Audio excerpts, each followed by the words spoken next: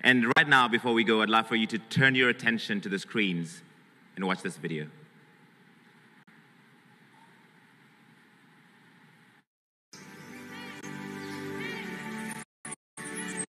Africa, a vision is taking root. A vision for the Africa we want. A vision of agricultural and food systems transformation that will nourish our continent and propel us towards a brighter future. We see a future where agriculture isn't just a means of survival, but a catalyst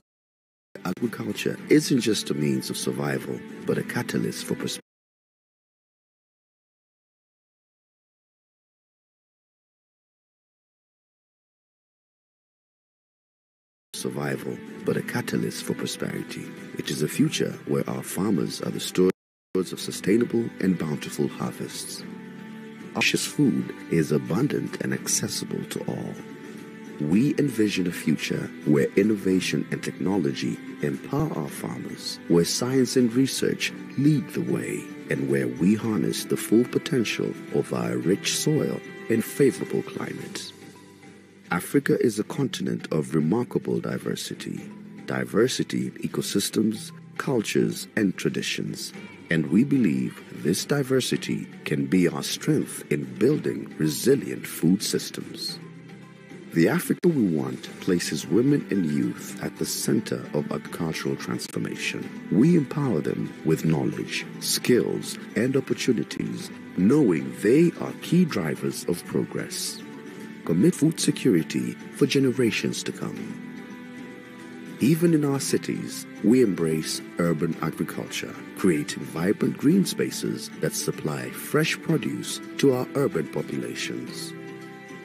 Together, we build resilient communities where cooperation and mutual support are the cornerstones of our food systems. Our governments work hand in hand with international partners, forging alliances to strengthen food security across borders. We unite as one continent with a shared commitment to the Africa we want, a vision of agricultural transformation and food systems that ensure no one goes hungry, no one is left behind. It is a future where every meal is a celebration of our resilience, our culture, and our shared destiny. The Africa we want is within our reach. Together, let's cultivate a future where our agricultural transformation and food systems are the pride of our continent, nourishing our people and lighting the path to prosperity.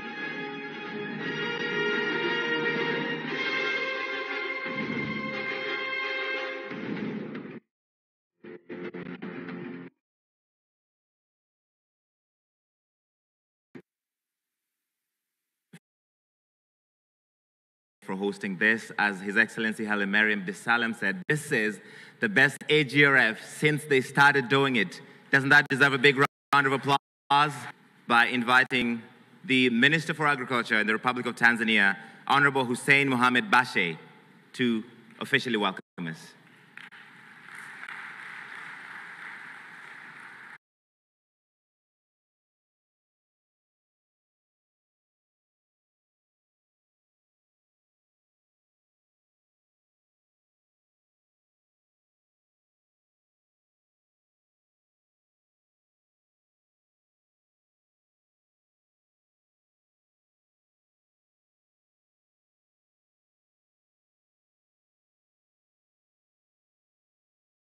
Tanzania, Dr. Samia Suluhu, Dr. Ruto, Your Excellency, the President of Republic of Senegal, Your Excellency, the President of Republic of Burundi, former heads of state, ambassadors, Chairman of AGRA, and former Prime Minister of Ethiopia, CEOs, private sector, farmers, youth of Africa, ladies and gentlemen, good evening.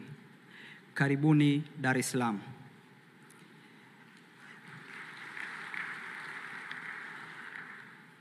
Your Excellencies, today the African Food System Forum is taking place after Climate Summit in Nairobi, after Dakar 2 Summit in Senegal. And today we are meeting before the COP28. The world is discussing about our leaders.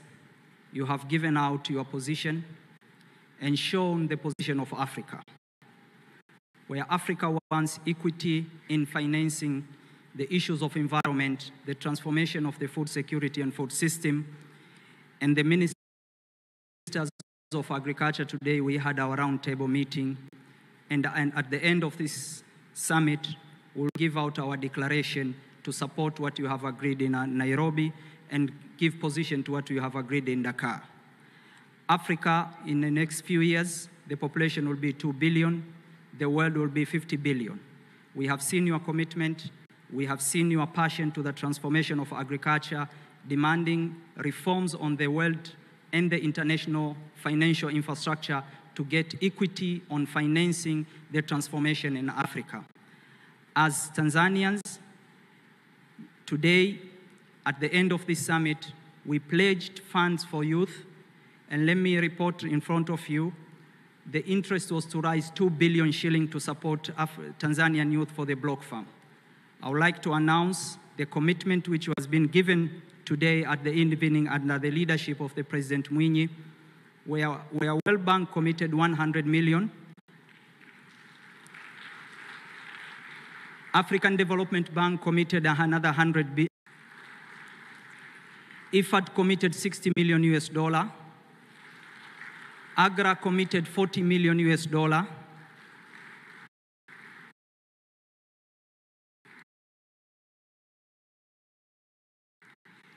BMGF and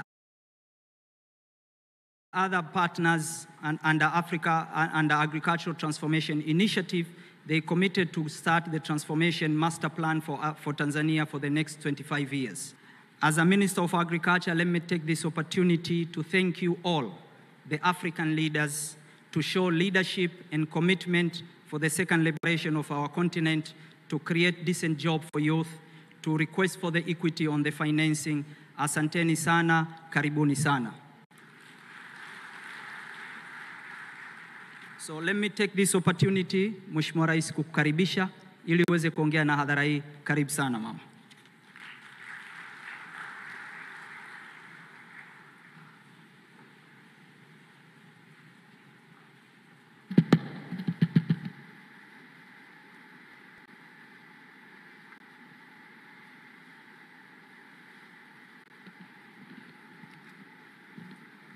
Please be seated. Thank you.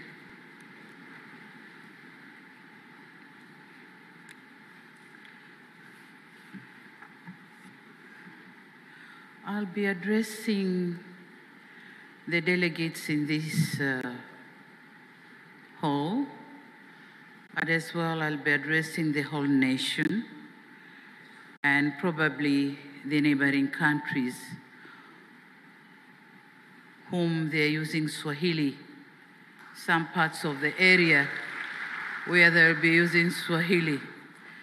So I'll be using my national language to address this gathering. Is that okay? Waheshimiwa wakuu wa nchi na serikali, na hapa nikitambua uwepo wa Rais Macky Sall wa Senegal, Rais Ndayishimiye wa Jamhuri ya Burundi, Rais William Ruto, kaka yenu, mdogo wangu wa Jamhuri ya Kenya, lakini pia Rais wa Zanzibar yuko hapa, lakini na mimi mwenyewe. Lakini pia nitambue uwepo wa Mheshimiwa Makamu wa Rais wa Jamhuri ya Serikali wastaafu, na hapa tuna wawili, Mheshimiwa Jakaya Mrisho Kikwete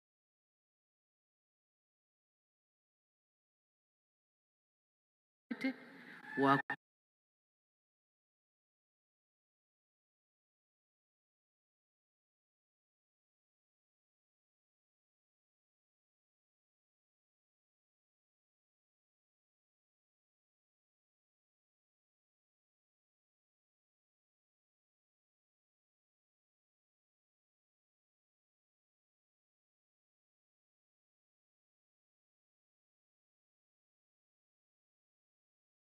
na Mheshimiwa Mizengo Pinda ni mwenyekiti wa kamati ya Rais inayoleta mabadiliko ya kilimo Tanzania. Lakini najua pia tuko na waheshimiwa mawaziri ndani ya ukumbi huu, waheshimiwa mabalozi na wawakilishi wa mashirika ya kimataifa, waheshimiwa au ndugu watendaji waandamizi wa serikali, AGRA na wadau wengine wa maendeleo, wajumbe wa kamati ya maandalizi ya AGRF, wawakilishi wa taasisi mbalimbali za serikali na sekta binafsi za ndani na nje ya nchi, wageni waalikwa, ndugu washiriki mliopo katika ukumbi huu na wanaotufuatilia kwenye vyombo vya habari, mabibi na mabwana, habari za mchana. Juzi Ruto alitufundisha jambo, akasema semeni jambo, tukasema jambo. Lakini the real thing ni habari za mchana. Hawa Kenya hawa kwenda kusaini mkataba, anasema kuweka kidole mkataba. Inabidi tuwaweke kwenye lessons za Kiswahili. Waheshimiwa, leo furaha kubwa kuwakaribisheni nyote katika jiji la kibiashara la Dar es Salaam, na kwa wageni wetu waliotoka nje ya Tanzania, karibuni sana katika Jamhuri ya Muungano wa Tanzania.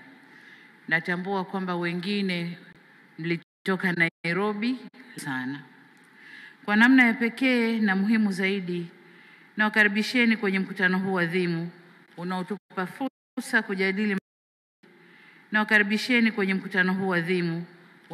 fursa kujadili maswali muhimu yanayohusu kwa mwaka 2023. Nitumie fursa hii pia kuwashukuru washiriki wote kwa kukubali mwaliko wetu na kutenga muda kuja kushiriki nasi. Natambua mnayo majukumu kwenye nchi mnazotoka, lakini kwa kutambua umuhimu wa mkutano huu, mmeamua kujumuika nasi ili kwa pamoja tuweze kuamua mustakabali wetu kuhusu masuala yanayotuhusu sisi wote. Asanteni sana. Kwa baadhi ya wageni wetu, uwepo wenu hapa nchini unaweza kuwa ni fursa ya kipekee ya kufurahia uzuri wa Tanzania, ambayo ni miongoni mwa nchi 10 zenye vivutio vingi zaidi vya utalii duniani. Hivyo mkiweza, tengeni muda kidogo kwa ajili ya kutembelea vivutio vyetu, zikiwemo hifadhi za taifa za Serengeti, Ngorongoro, Manyara, Ruaha na nyingine nyingi. Halikadhalika, inachukua dakika 20 tu kwa ndege kuruka kwa hewa kufika visiwani Zanzibar, na kama unataka kufurahia mawimbi ya bahari, basi ni dakika 75 kufika Zanzibar kwa speedboat. Mtafurahia fukwe nzuri, utamaduni pamoja na ukarimu wa Waswahili. Karibuni sana sana Tanzania. Mheshimiwa Marais na ndugu washiriki, napenda kutoa shukrani zangu za dhati kwa Secretariat ya Jukwaa la Mapinduzi ya Kijani Afrika AGRF pamoja na washirika wao kwa kuipatia Tanzania fursa kwa mwenyeji Tanzania kupata fursa hii baada ya ushindani mkubwa. Hii ni mara ya pili kwa Tanzania kuwa mwenyeji wa mkutano huu, ambapo mara ya kwanza mkutano huu ulifanyika mwaka 2012 jijini Arusha, takriban miaka 13 iliyopita. Tunaikumbuka vyema kauli mbiu ya mkutano wa 2012 ulikuwa ni kukuza uwekezaji na ubunifu kwa ukuaji endelevu wa kilimo na usalama wa chakula, yani scaling up investment and innovation for sustainable agricultural growth and security. Mkutano wa kwanza ambao ulifanyika 2012, wakati huo kakaangu Mheshimiwa Jakaya Kikwete akiwa ndio anaendesha sukani ya nchi hii, ulifanyika kwa mafanikio makubwa na ulikuwa chachu kwa Tanzania kuamka tena na kuleta mageuzi katika sekta ya kilimo, tukisaidiwa na nchi mbalimbali na washirika wa maendeleo AGRA akiwa mmojawapo. Kwa miongo mingi sasa, AGRA imekuwa mstari wa mbele katika kuisaidia Tanzania kutekeleza miradi mbalimbali ikiwemo afya ya udongo SHP, mifumo ya mbegu Afrika PAS na mradi wa mbegu na teknolojia Afrika SSTP. Kupitia misaada mbalimbali kutoka kwa washirika wa AGRA, jumla ya dola za Kimarekani milioni 60 ziliwekezwa katika programu hizi katika awamu ya kwanza 2006 hadi 2016. Na katika awamu ya hivi karibuni 2017 hadi 2021, AGRA wamewekeza zaidi ya dola za Kimarekani milioni 20 kama mpango jumuishi wa kusaidia utekelezaji wa awamu ya pili ya programu ya maendeleo ya sekta ya kilimo SDP2. Mpango huu unajumuisha shughuli za kujenga uwezo kwenye uratibu, sera na wali kwa ajili ya utekelezaji wa SDP2 chini ya Wizara ya Kilimo na wizara nyingine zinazohusika na sekta hiyo. Vile vile, AGRA imekuwa ikitoa misaada ya kiufundi na kifedha katika kubuni na kuanzisha programu ya viwanda vya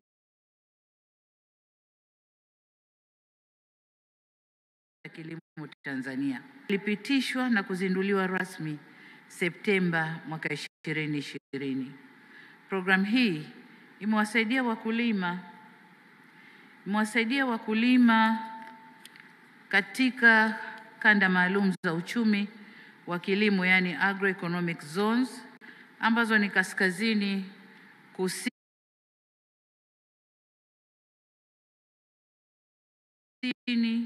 nyanda hadi 2030. AGRA imejipanga kusaidia kuwekeza katika kilimo himilivu, yani resilient agriculture,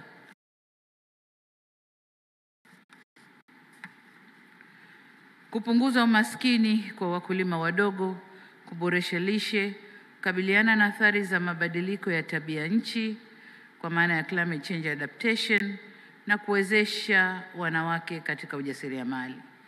Na leo hii, kwa kuangalia programu ya mkutano huu na yote ambayo yamekuwa yakiendelea hapa tangu siku ya kwanza ya jukwaa hili, ambapo shughuli zenu zimegawanywa kwa kuzingatia kauli mbiu ya mkutano huu ambayo inasadifu vyema na maudhui ya mkutano huu, yani recover, regenerate and act. Napenda kusema asanteni sana AGRA.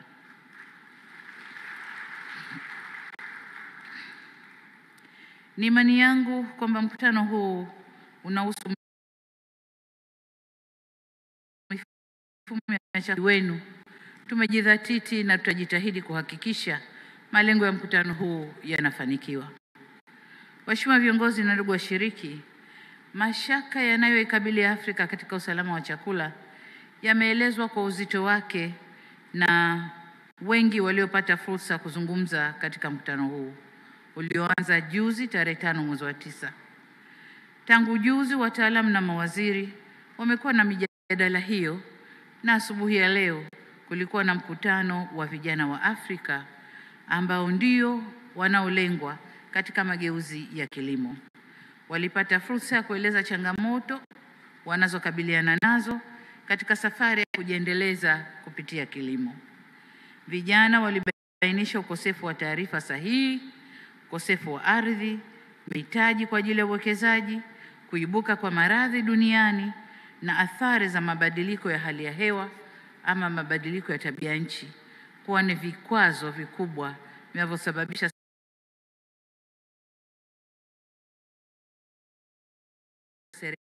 serikali viongozi wa Afrika kutumia wakati huu wa changamoto nyingi duniani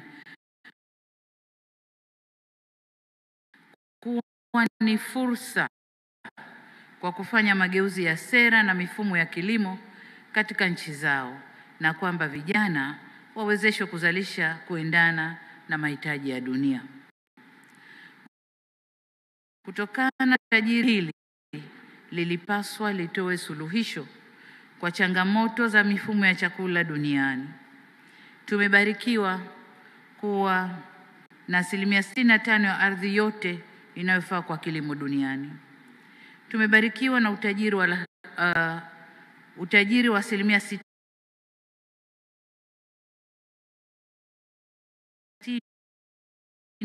na maziwa makubwa, na vile vile tumejaliwa madini yanayoweza kutupa fedha za kutosha kuwekeza kwenye kilimo endelevu. Pamoja na yote hayo, Afrika tumebaki kuwa walalamikaji badala ya kutafuta suluhisho kuelekea njia itakayoleta mapinduzi ya uchumi wa kijani.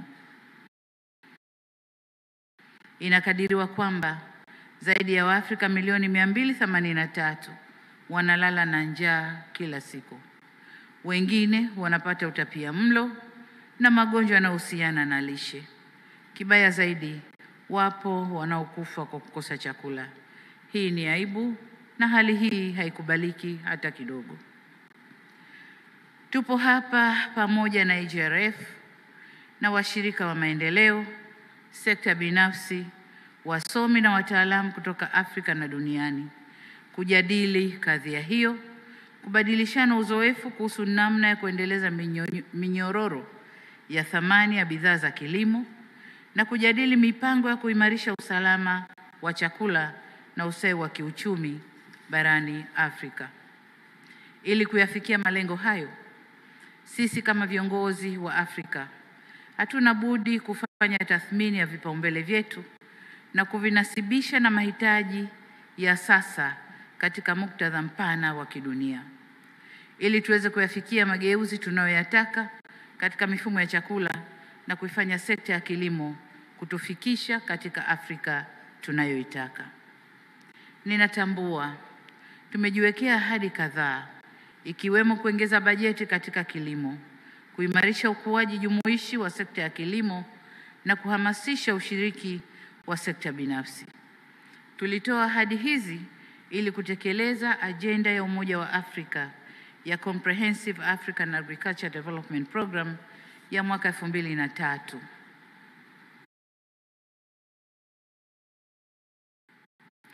Litimio la Malabo la mwaka 2014.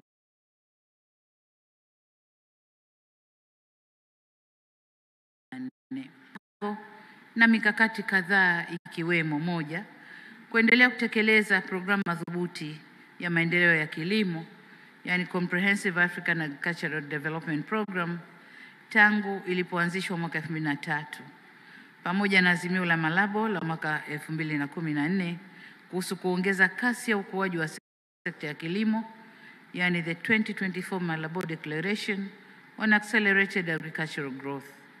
Miongozo na maazimio hayo yanaelekeza nchi za Afrika kutenga angalau 10% ya bajeti kwa ajili ya kilimo, kukuza sekta angalau kwa ya bajeti kwa ajili ya kilimo, kukuza sekta angalau kwa 6% kwa mwaka, na kutoa fursa za ajira kwa vijana angalau 30% katika minyororo ya thamani katika kilimo, na kuongeza biashara ya bidhaa na huduma za kilimo ndani ya bara la Afrika. Pili, tunalotekeleza ni kwa bajeti ya kilimo mara 4 zaidi yalivyokuwa mwaka 2021. Ikilinganishwa, tumeongeza bajeti kutoka dola za Marekani 125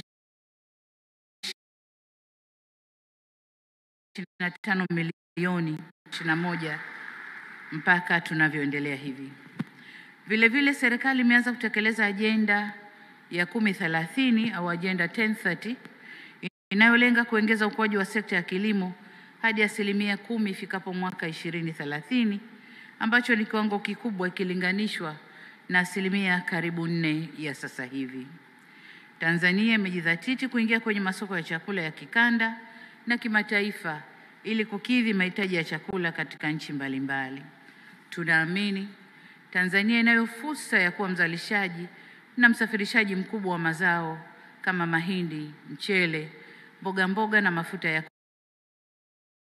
kula katika Jumuiya ya Afrika Mashariki, Jumuiya ya Maendeleo Kusini mwa Afrika na nchi nyingine za Afrika na dunia kwa ujumla. Sasa ili kuchochea kilimo biashara, nchi yetu inatekeleza miradi ya kurahisisha usafiri na usafirishaji wa bidhaa kupitia nchi kavu, yani roads and railways, kupitia bahari na angani. Vile vile tuna miradi mikubwa ya kuzalisha nishati na kujenga mifumo ya mawasiliano ya haraka baharini, Tanzania Broadband System na Africa System au project, ili kuwezesha kupatikana kwa maendeleo yanayotarajiwa. Jitihada hizi zote zinalenga kuharakisha na kurahisisha biashara kati ya Tanzania na nchi nyingine za Afrika, hususan kupitia ukanda huru wa biashara barani Afrika FCFTA, ambapo tayari tumeanza utekelezaji kwa baadhi ya bidhaa na nchi 7 za Cameroon, Misri, Ghana, Kenya, Mauritius, Rwanda na Tunisia. Tanzania vile vile, ili kurahisisha upatikanaji wa fedha kwa ajili ya kilimo, Benki Kuu ya Tanzania kufikia 9%. Tunaendelea na jitihada za kuwavutia wanawake na vijana kwenye kilimo, ufugaji na uvuvi, na jitihada hizi zinaratibiwa chini ya programu ya Jenga Kesho Iliyo Bora au Building a Better Tomorrow, ambayo imezinduliwa na inatekelezwa maeneo mbalimbali nchini. Jitihada nyingine ni pamoja na utekelezaji wa programu ya viwanda katika kilimo, yani Tanzania Agro-Industrialization Program, ambayo imejikita katika kuongeza thamani ya mazao ya kilimo, kuimarisha miundombinu ya umwagiliaji, utafiti na uzalishaji wa mbegu bora, na kuimarisha mifumo ya masoko. Mheshimiwa viongozi, ndugu washiriki, nimetoa mfano wa Tanzania, lakini na hakika jitihada mbalimbali zinafanyika kote barani Afrika. Jana tulikuwa Kenya, tumesikia Kenya wanachofanya na hatua iliyofikia. Hivyo ni rai yangu kwa washiriki wa maendeleo au washirika wa maendeleo, washirika wa AGRF na sekta binafsi kuziunga mkono serikali za Afrika katika jitihada za kuendeleza sekta ya kilimo. Hatua hizi ni muhimu sana katika kuimarisha mifumo ya chakula na kuhakikisha uendelevu wake. Na katika muktadha huo huo, natoa wito kwa Afrika kuonyesha mshikamano na nchi ambazo sababu mbalimbali ambazo nimezitaja hapo mwanzo katika hotuba hii.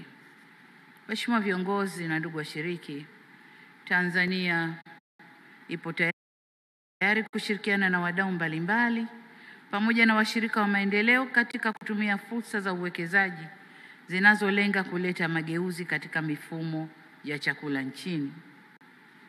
Ni matumaini yangu kwamba mkutano huu utakuja na mapendekezo yatakayoliwezesha bara letu kuhakikisha uendelevu wa kilimo na mifumo ya chakula, kubuni mikakati kuhusu na lishe miongoni mwa nchi za Afrika, kufungua fursa za kilimo biashara na fedha kwa ajili ya kusaidia mifumo ya chakula kwenye ngazi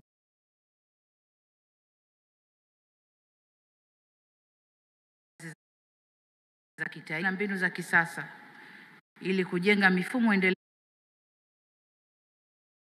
ya chakula, hasa katika uzalishaji, kuimarisha biashara kikanda ili kuongeza usalama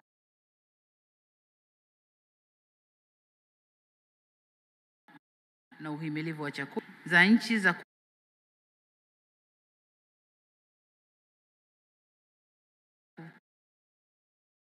tutatoka kwenye mkutano huu ikiwa na malengo pamoja na mikakati ya kuyafikia malengo tuliyojiwekea. Waheshimiwa viongozi, ndugu washiriki, mabibi na mabwana, sasa nihitimishe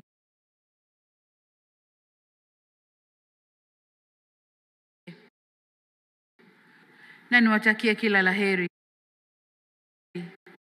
katika maazimio yenu. Asanteni sana kwa kunisikiliza. Karibuni Tanzania.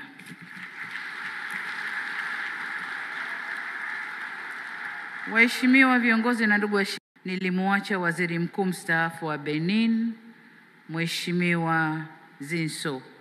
Yuko pamoja nasi hapa. Asante sana.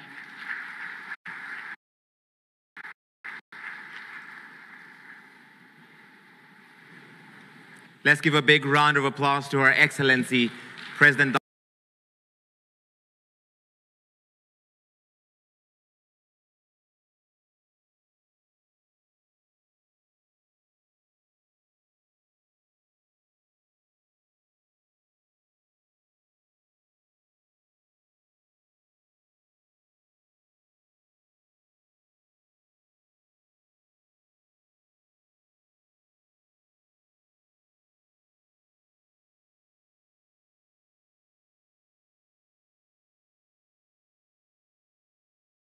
Ama namna gani?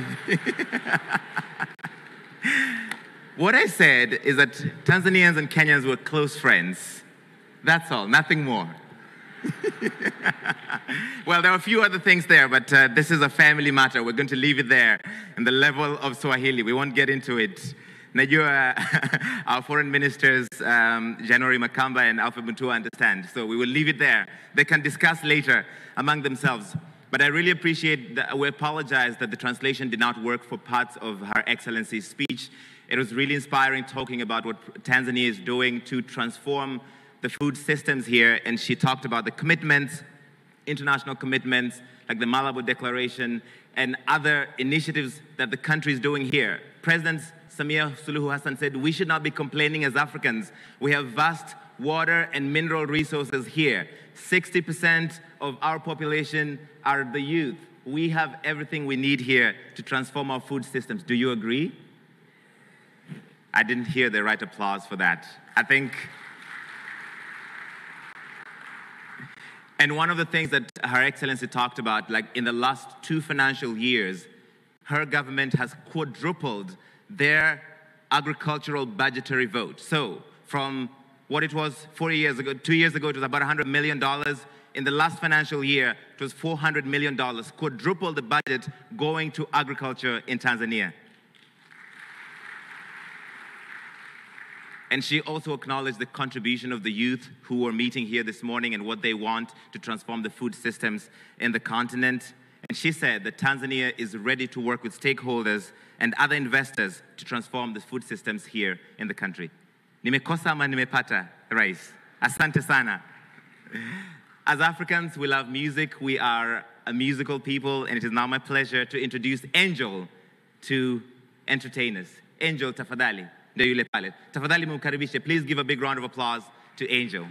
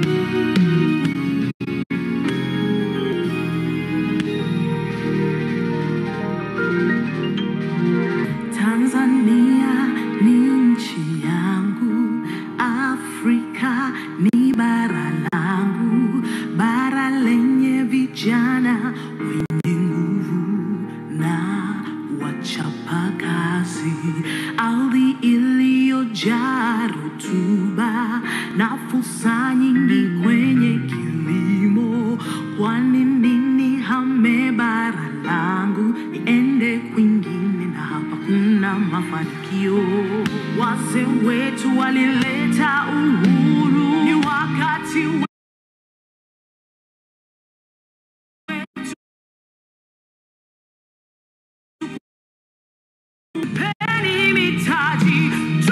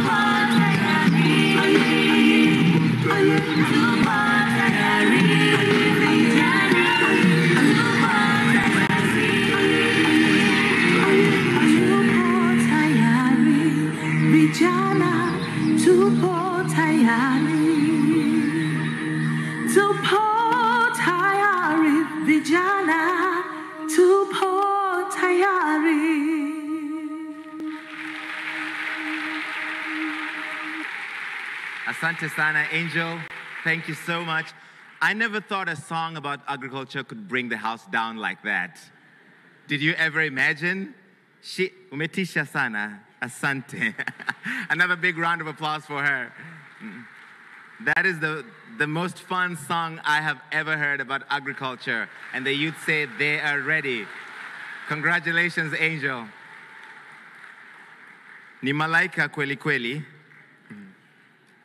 It is now my pleasure to make her framing remarks on setting the vision for the continent, the CEO of the African Development Agency, AUDA-NEPAD. Please welcome to the stage Ms. Nardos Bekele Thomas.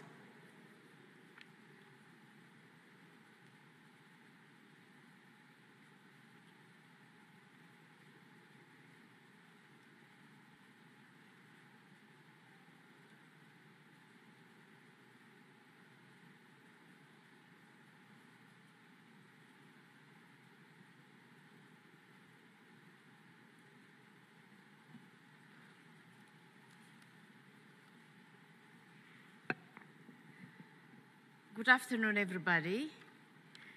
I think I was caught by surprise. Your Excellency, my dear sister, President Samia Suluhu Hassan, the United Republic of Tanzania, Your Excellency Macky Sall, President of the Republic of Senegal, Your Excellency Dr. William Samoei Ruto, President of the Republic of Kenya, Your Excellency General Mwini,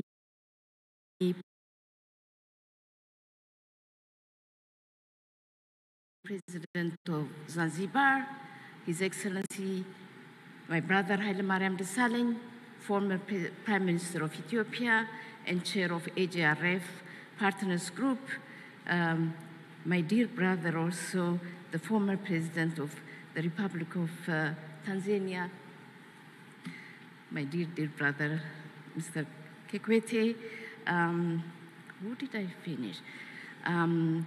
The honorable ministers present today, my dear sister, who's brought us together, who is the president of AGRA, my predecessor, and my dear brother, His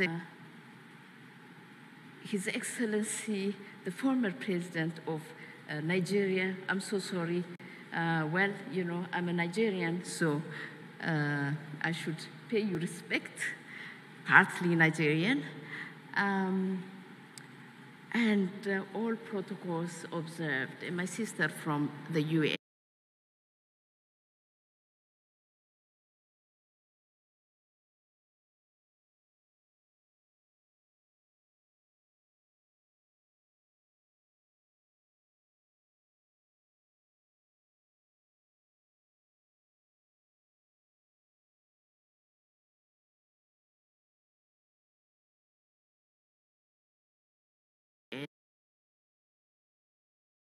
Observed, and my sister from the UN.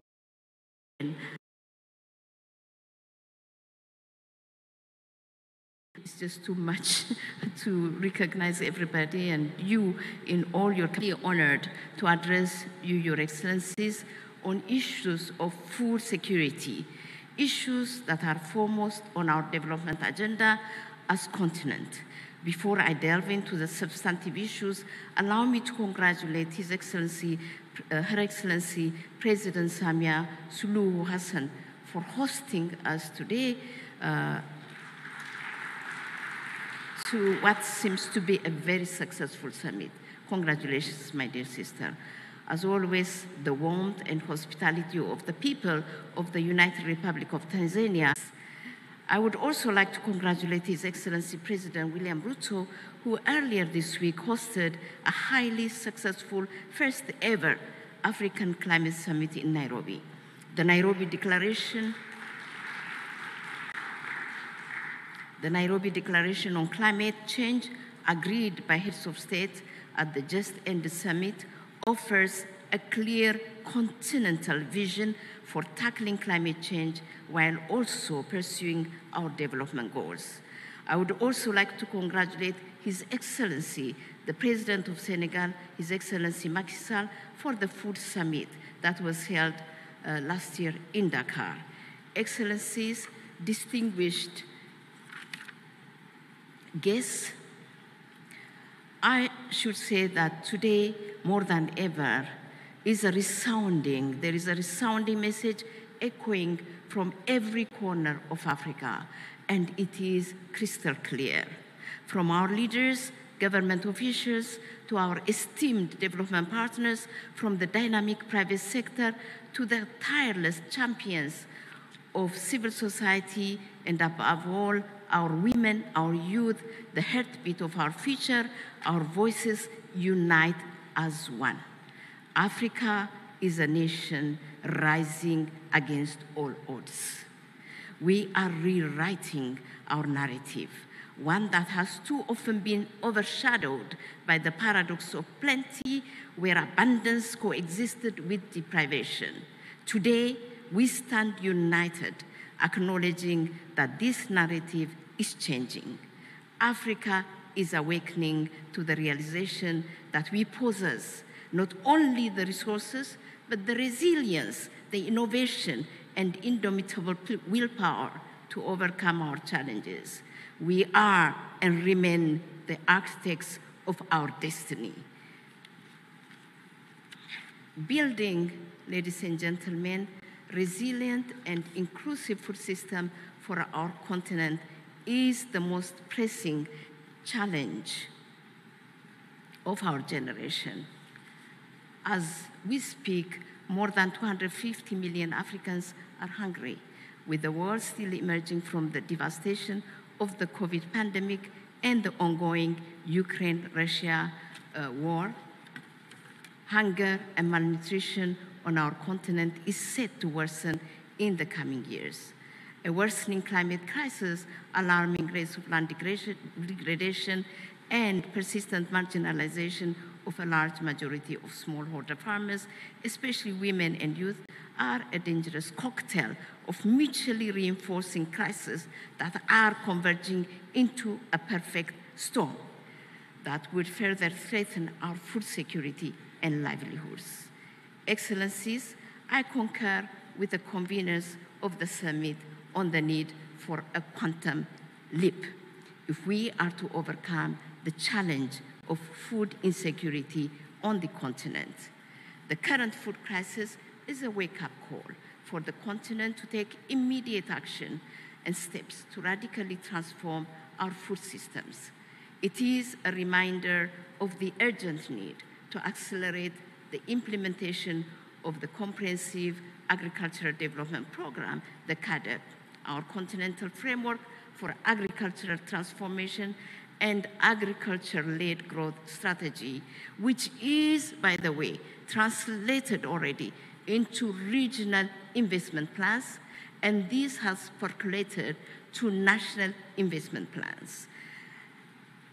All this is to achieve ambitious targets on food and nutrition security as outlined in the Malabo Commitment.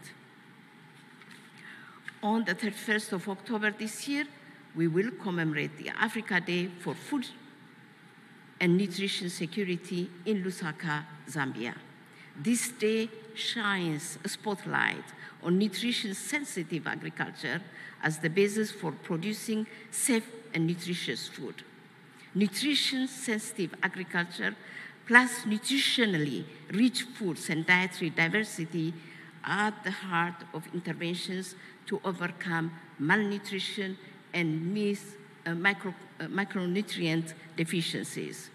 Current efforts to build adaptive capacity of production systems and natural ecosystems are nowhere near what is required to keep up with the pace of climate change.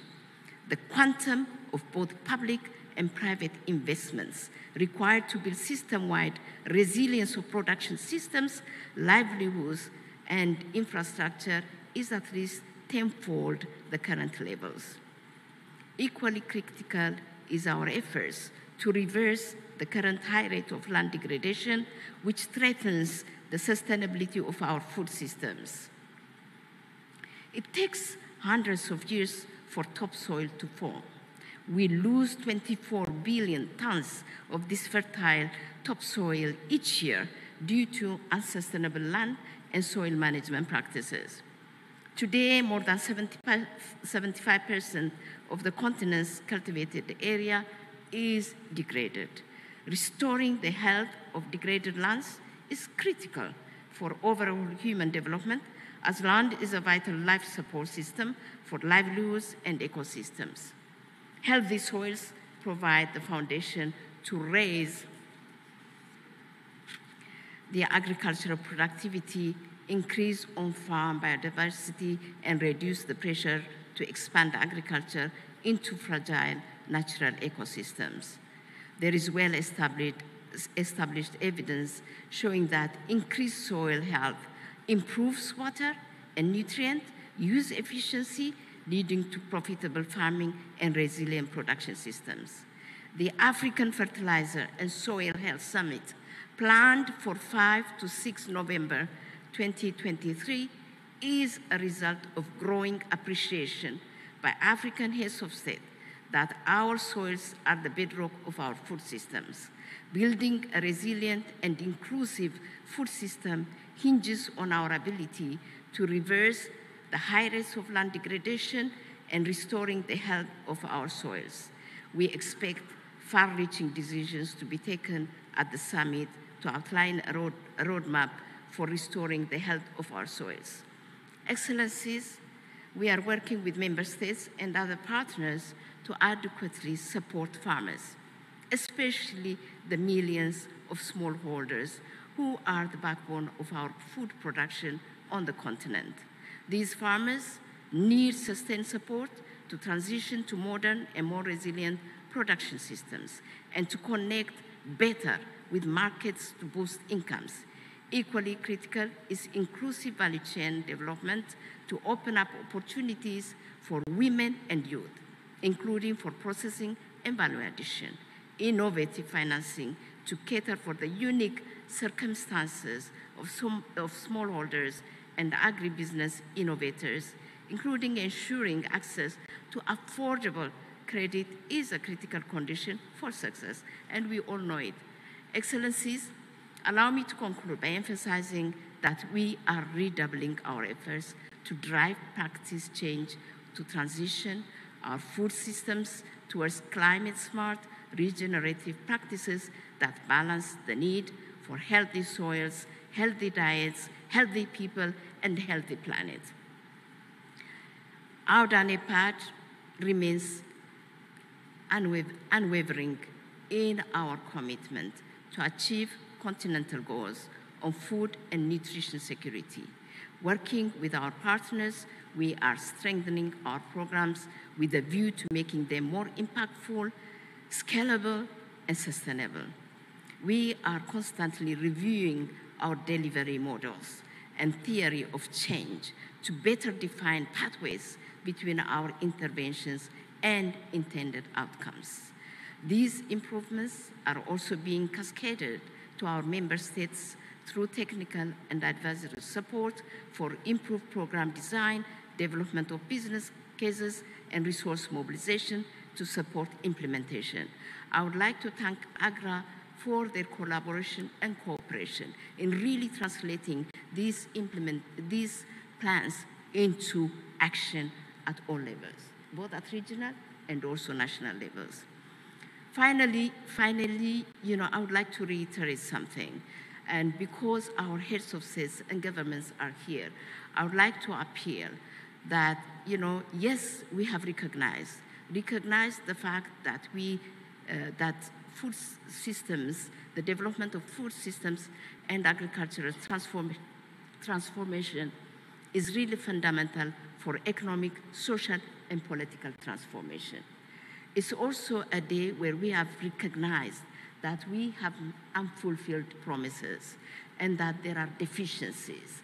And here we are committing ourselves to really make sure that we redouble our efforts and correct for the past, but also plan for today and tomorrow. And therefore, foresight planning is important and critical. Two is in light of the quantum leap, recover. We cannot wallow in crisis. Crisis cannot define us. Building resilient food systems is critical. And here, I guess, we are all together committing to that. The third one is regenerate sustainable agricultural practices, regenerate our soils. And it's very critical and very important that we do that. In order to do that, excellencies, it's very important that we tackle the issue of coordination. There is so much wastage and there's so much leakage. And yet, the resources are finite. And we're running out of time. Need to coordinate, need to have a systems approach for upscaling and scaling up of our interventions. It's very important also that we approach the whole integrated approach, integrated strategic management approach to food systems, because we're talking about systems. It's not the agriculture ministry that would be responding to the challenges. Education, health, agriculture or food systems is about education, it's about health, it's about, it's about infrastructure, it's about IT. So all this need to be handled in a strategic management. Those countries like Ethiopia, Rwanda, Tanzania, name it, and others, to food system and agricultural transformation have succeeded. Let's learn lessons from this. And finally, also, inclusivity is critical and very important. Also, inclusivity is critical and very important. We need the investment in human capital, critical for progress. We need to make sure, like Tanzania has done, and we have been supporting our DANEPAD, many countries, in training and bringing skills to youth so that they can own land. Even if they don't own land, we can lease land for them and use it for agricultural production. And therefore, integration of youth is critical and very important. Integration of women and promoting women in agriculture is critical and very important. And acting, we have to implement, we have to act, leveraging on digital solutions. We have got technology on our side. Let's take advantage of it, let's act, let's implement at scale. Finally, I say regional collaboration for food security is becoming important, is the linchpin of success. Our data underlines the potential of regional trade agreements in bolstering food security, implementing the African continental free trade area fully could potentially increase intra-African trade in agricultural products by up to 70%. Let's act collaboratively for a food-secure Africa. Finally, to our development partners, please help us and be with us at all times. It's not a promise, unfulfilled promises, like I said earlier on, has consequences. Please, when we promise, when we pledge, it has to be serious and you have to accompany us. No one is perfect. If there are areas for improvement, we can improve them together. But partnership should be with, full trust, and we need really predictability. And therefore, I think with those, I would say thank you very much for having me here and for this intervention. Thank you very much, Excellencies.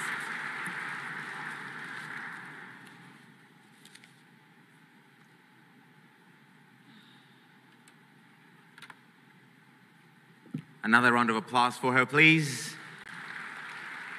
Thank you. She said we cannot wallow in crisis, and she talked about some of the crisis we're facing. It's now my pleasure to introduce the first of two panels we'll have this afternoon. I have three speakers coming up here to chat real quick. Ms. Melinda Bohannan is the Director General of the Humanitarian and Development at the Foreign Commonwealth and Development Office of the UK. Please join me on stage, Melinda. Also, please give a big round of applause. She came a long way to talk to us.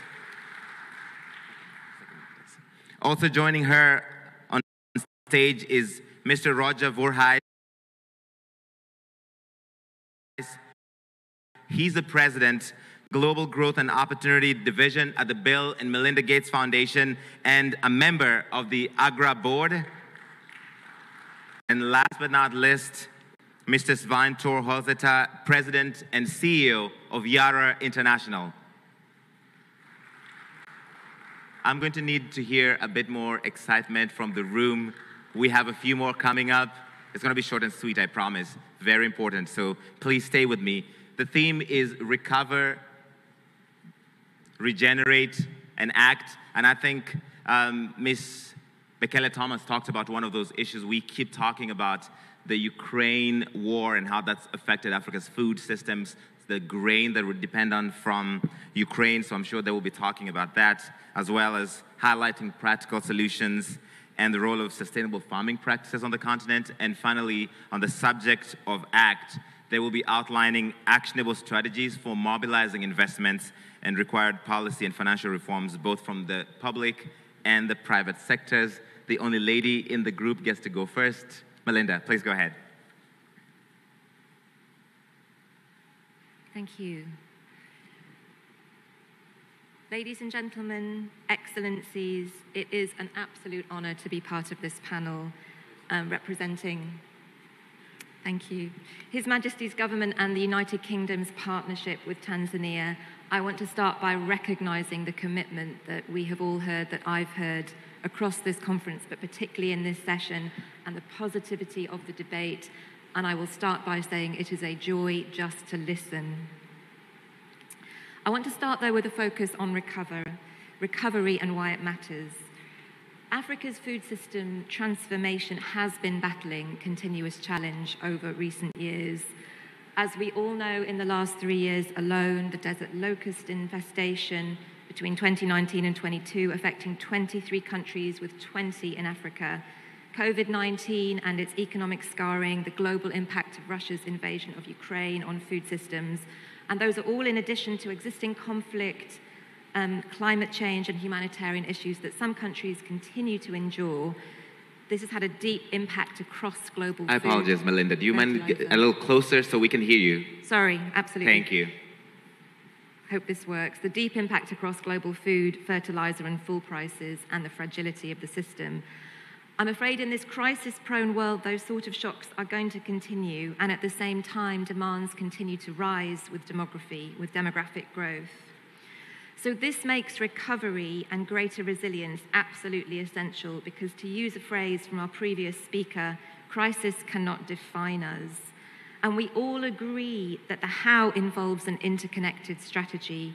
Food systems are complex. They're very heterogeneous across different countries and crops and value chains. As we know from a recent study by the Rockefeller Foundation from April this year, creating more sustainable food systems, it called for a deeper understanding of these interconnected contexts to crack the silos and join the dots.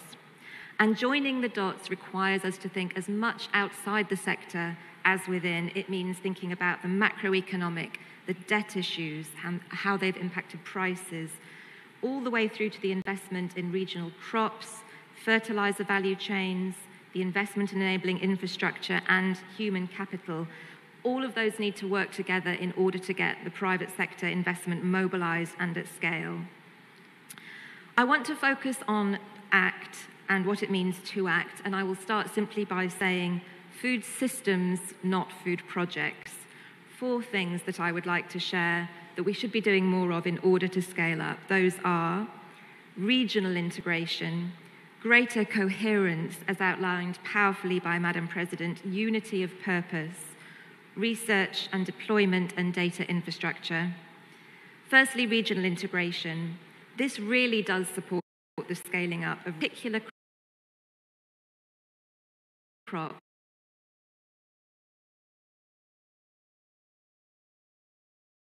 Along a regional transport corridor, rural roads, storage, processing, aggregation, and so forth, will improve connectivity between smallholder farmers and markets, between surplus and deficit food production areas, and intra-regional and continental trade in raw and processed agriculture staples, fruits and vegetables. The UK is supporting the ECOWAS Rice Observatory with the Bill and Melinda Gates Foundation, the African Development Bank, the World Bank, JICA, GIZ and the Islamic Development Bank to reduce the import dependency of rice into West Africa, which cost the continent $4 billion per annum and create. Secondly, driving coherence amongst partners and stakeholders. And I want the United Kingdom to be known as a committed partner to coherence and helping to lead the way. We know there are multiple donor and philanthropic programs across the food systems sector. These all need greater coherence to maximize their impact, to minimize the divergence from the African context, including the Malabo Declaration and the post-Malabo process, which we've heard so much about. Practically, this can build on existing models. The United Kingdom support to COMESA to establish the digital regional food balance sheet with partners including USAID, Rockefeller, again the Gates Foundation and AGRA, and 6 African member states. Through this, we're supporting the Malabo Declaration's aim to triple inter and African trade by 2025. Thirdly, collectively working to accelerate the adoption of research and development solutions aligned to prioritized food value chains in Africa, seeds, soil, climate adaptation. We know, for example, if we are developing a structured rice market in a priority West African country, then identifying what R&D investments can be prioritized in a way that meets the medium and long-term needs of a particular crop value chain is essential. Being targeted and focused to align those efforts will minimize the mismatch between great R&D outputs and the adoption by agribusinesses and farmers. Finally, supporting continued development of data infrastructure and use to improve policy predictability as well as responsiveness and the agility of the food system to increasing frequency of crises. African agriculture systems must anticipate and be more responsive to change and make use of timely data to drive effective decisions. Again, we know this is most helpful if adopted regionally. The United Kingdom has worked with partners on mutual recognition arrangements, MRAs, and COMESA Digital Regional Food Balance Sheet. These MRAs will ensure harmonization of cross-border trade policies. So in conclusion, a quantum leap for Africa's food security will require all of us to act together, governments, partners, youth, business, women. We know action for transformation requires us to act regionally, work in partnership, and anticipate those future trends to ensure resilience and agility and responsiveness and growth.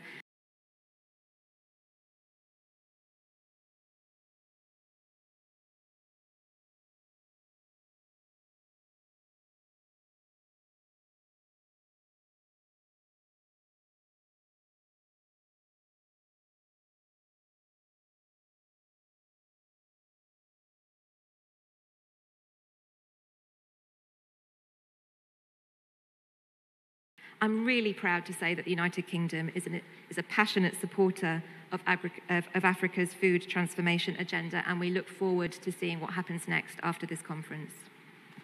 All right, thanks a lot. Roger. Your Excellency, Madam President, thank you for inviting us here today. I just want to actually start by saying what an exceptionally inspiring week it has been in Africa. I started the week in Kenya for the Climate Summit, and President Ruto, thank you for your leadership there. You have made an incredible statement of Africa's commitment in leadership in climate.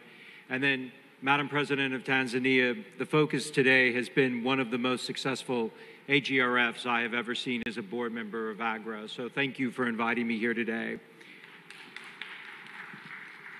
I have to tell you, I'm a little intimidated with all these heads of state to sit here as a non-African and talk about the quantum leap in African food productivity. You're doing a good job so far. I'll try my best. I raised my family just next door in Malawi, so I know a little bit about African agriculture, and I know a little bit of the lessons I've learned and the mistakes I've made. What I will tell you is a couple things. We've entered this season around 3 C's, we call them in the Gates Foundation, around COVID, around conflict, and around climate.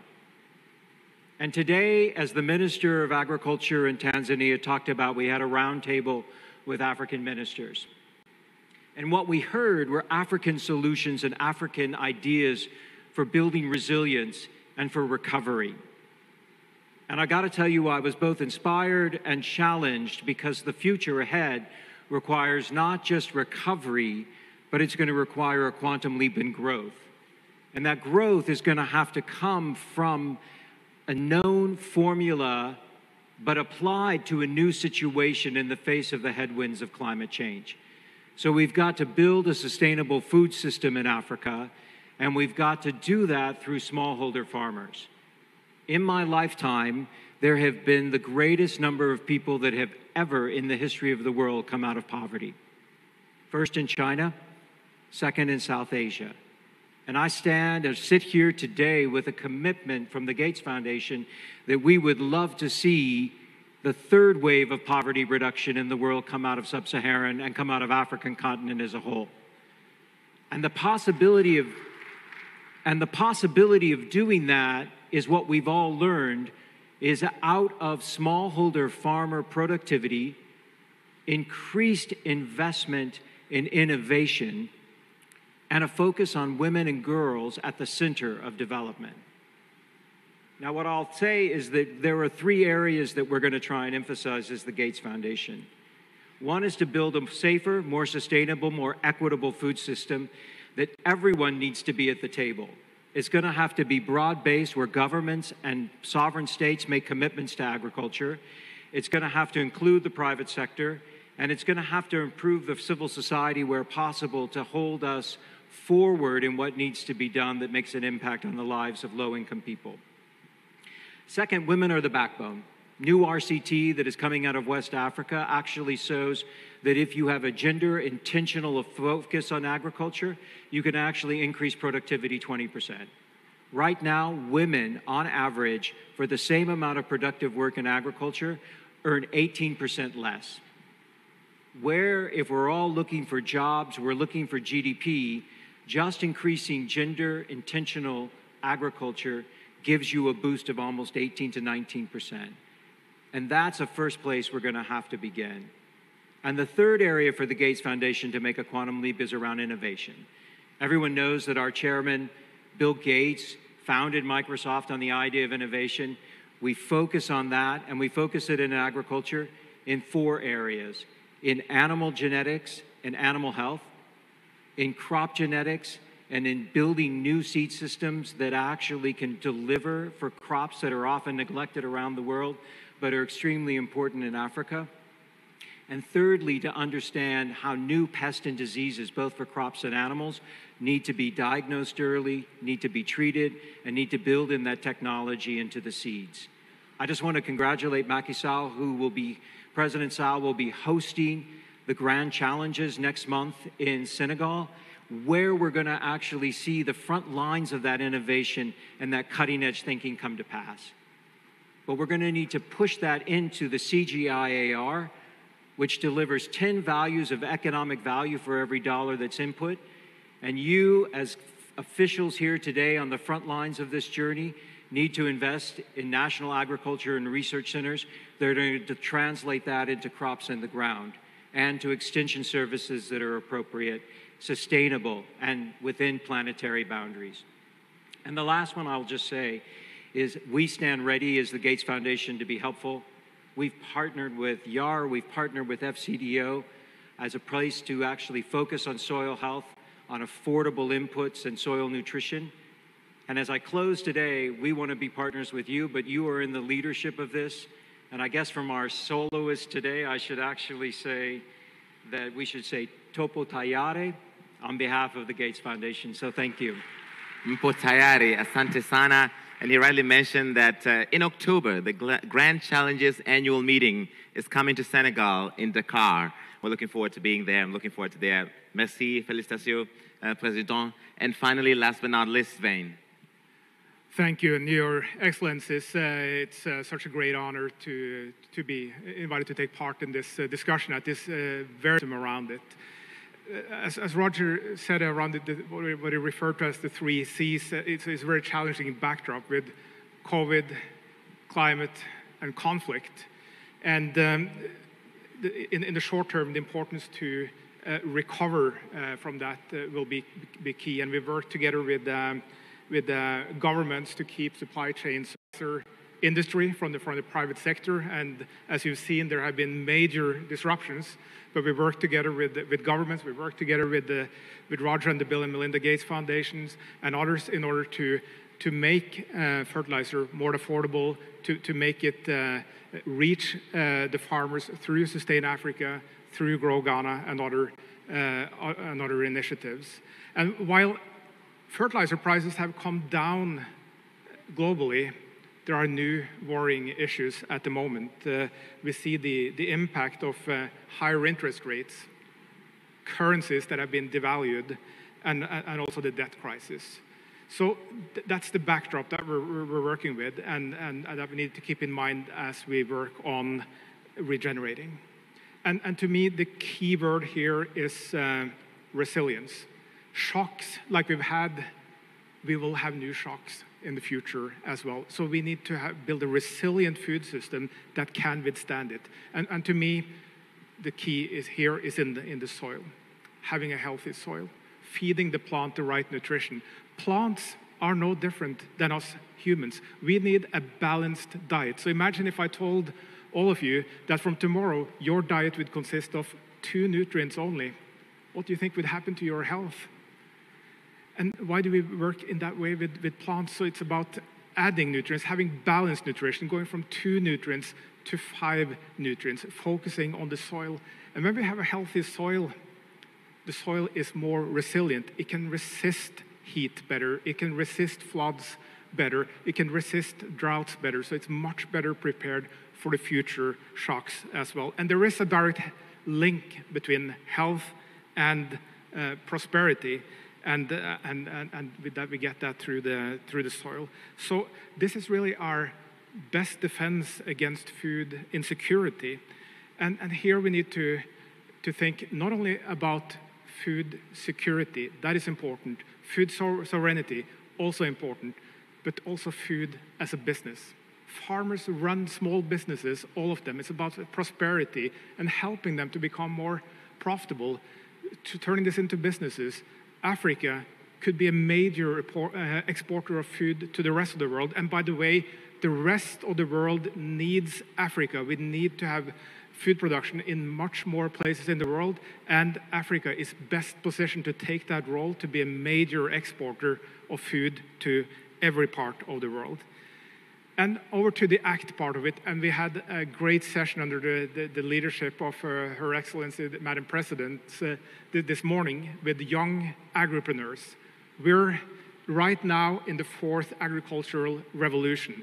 That's led by technology. It's led by the youth. And as we just heard from stage, they are ready. Let's include them. Let's help them to drive their businesses to make this leap forward. We don't need any new breakthrough technologies or innovations or miracles or anything. We have all of it. It's about putting all of that to use, and it's possible to do this. But it's not possible without finance. Risk sharing is key, or thinking full value chains. What we have done here in Tanzania is to bring in raw materials from parts of the world, but upgrading it, going from 2 nutrients to 5 nutrients. And when we apply that in the field of the farmer, together with the farmers, what do we see?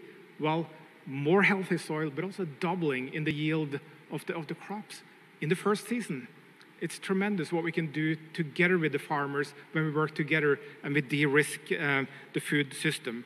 So this is possible, but it is only possible if we share risks and we share costs and do the large investments in infrastructure, and we do that together. It is possible.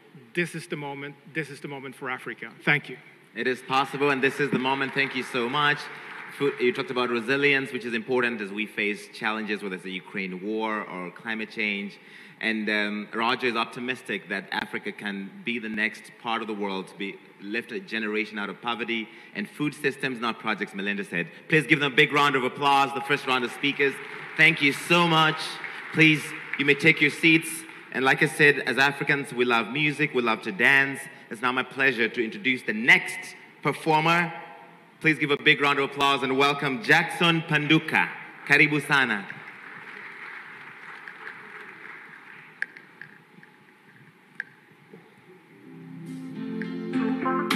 Tanzania, kuilisha dunia, kuilisha Afrika, kuilisha dunia. Samia ongoza njia, tuna imani nawe.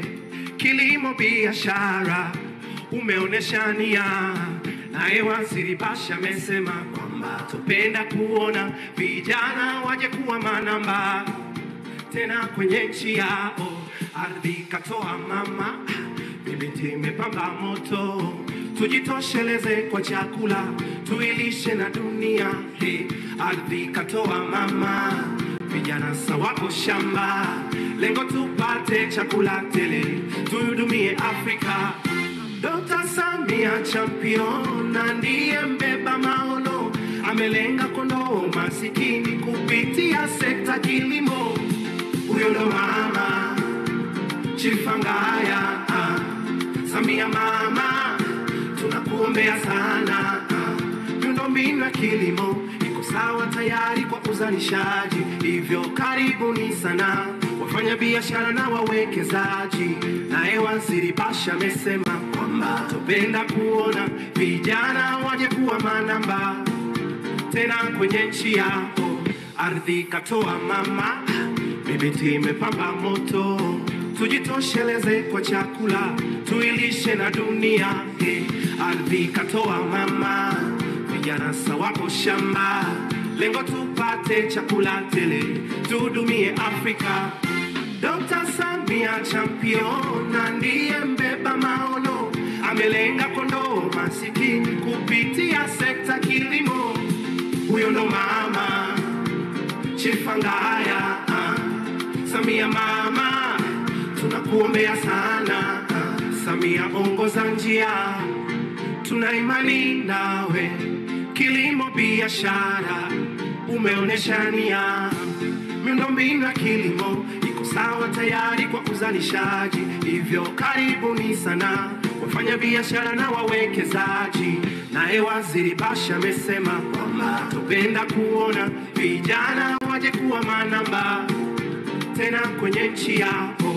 Ardhi katoa mama, miti imepamba moto, tujitosheleze kwa chakula, tuilishe na dunia. Ardhi katoa mama, vijana sawako shamba, lengo tupate chakula tele, tuhudumie Afrika.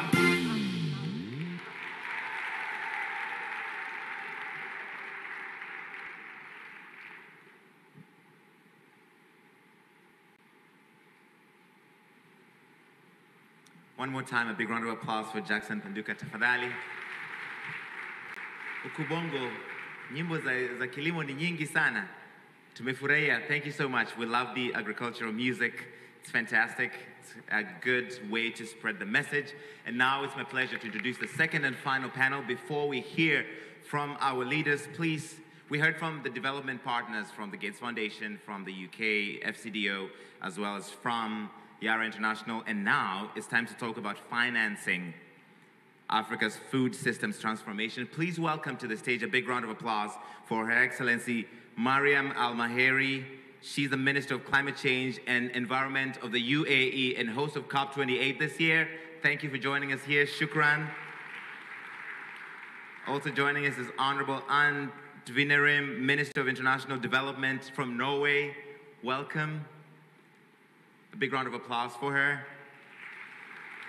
And last but not least, our neighbor, Honorable Geraldine Mukeshimana, Vice President, International Fund for Agricultural Development, or IFAD. A big round of applause for her as well, please. We are going to be talking about the financial innovation which is necessary to finance all these dreams we have, which innovative financing mechanisms and strategies can drive the transformation of our food systems on the continent, as well as sustainability and resilience and global and local perspectives. Geraldine, please start. Thank you, Excellencies. And moderator, first of all, when you were commenting about the singers, we were sitting and saying, oh, this moderator is underestimating us. So thank you for the singers. Yeah. I will not make that mistake. Yeah. Yeah, thank you. Actually, you asked us to speak about the financing mechanisms and the strategies for food system transformation. And I'll say that actually we need currently innovations both in the public sector finances, we need it in the private sector finances, and also we need it in inclusive financial services. So for the public finance, it's really important that we think on how our development banks are working. It's really important that we support our governments to have innovations that are improving evidence-based decisions on our public and private sector financial flows. Others to on the prototypes for financial flows into food systems. On a financial sector side, it's really important that we think of innovations that are making a transformative private sector, but that are also including the roles of small-scale farmers, that are including SMEs, that are including youth and gender aspects. And on inclusive financial services, it is critically becoming important that integrated digital-enabled data systems that are supporting supporting investment into climate-smart agriculture become available. And on actually, you asked us also on how the financial initiatives can support long-term environmental and social goals. What we see in Africa and around the globe is that there is a growing number of initiatives that are seeking to integrate environmental factors into the decision-making of private sector and investors. But what we don't see is that there are no solutions that are coming together that are integrating both social and environmental impacts at the same time. And it's really critically important that we see into technologies that are targeting investment into climate adaptation for farmers, because actually adaptation, that is where environmental sustainability and social inclusion are meeting. Currently, we see that in Africa, in South America, in Asia, farmers are being heavily hit by the climate change. But when you go into the numbers, you see that only 1.7% of climate finance is getting to them. So this is a paradox that is needed to be addressed very critically if we want that we don't move with, I mean, we have a lot of gap to fix in environmental sustainability, but you don't want to be moving in that direction and making farmers and our people to fall down. So it's really critical that we look at them at the same time. And also, finally, looking at how do we make tailor-made solutions that are locally, regionally adapted. First of all, it's important to strengthen country-level financial institutions, making sure that they are building financial solutions that are enabling food system transformation. Second, it's important that our leaders leadership in the financial sector look at all of these solutions in a client-centric approach.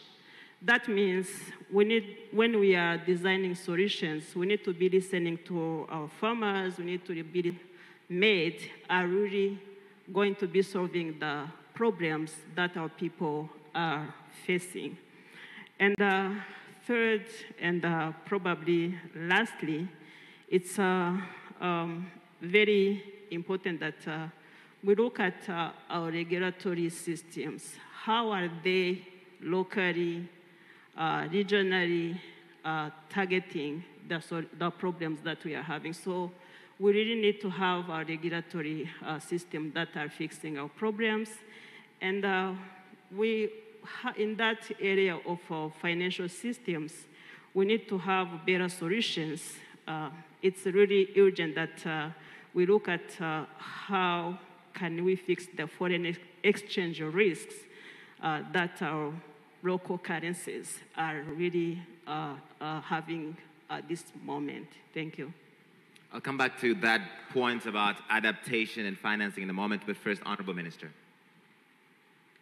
Thank you so much for having me. First of all, I want to thank Madam President Samia Suluhu Hassan for convening us here. Thank you for the energy, and also thank you for all the heads of states that are with us today for honoring us with your presence. I also just came from Nairobi. President Ruto, thank you for your very inspiring speech. I remember youth, opportunities, and finance. Really exciting. For me, it's to be here in Africa and also see the opportunities, see the young people. Your motivation is so exciting. And the good news is, we are very close to COP28. It's less than 90 days until COP28 happens. And we have put food systems transformation of you, because it's been through consultations with you, momentum building, that we have been able to put food systems transformation on the center stage with the renewables and all the other subjects that usually come up on the climate agenda. So thank you, Agnes. Announced the COP28 Food Systems and Agriculture Agenda, which was done in Rome at the Food Systems +2 Summit. And this is really exciting because it gives all of you now a +2 Summit, and this is really exciting because it gives all of you now a kind of framework, a Northern Star, to come together and put all the initiatives that we've already announced before and kind of bring in new ones on 4 pillars. One is galvanizing national leadership, and this is where I ask all the heads of states that are with us today. We'll be sending out to you the Emirates Declaration on Food Systems Transformation. Please join in. The more we get on board, the more momentum we can build for food systems transformation. Then the second is about non-state actors. How can we enable or empower non-state actors? Because governments cannot solve this alone. Water scarce country. We have around 4 to 5 days of rainfall in the year. We don't have rivers.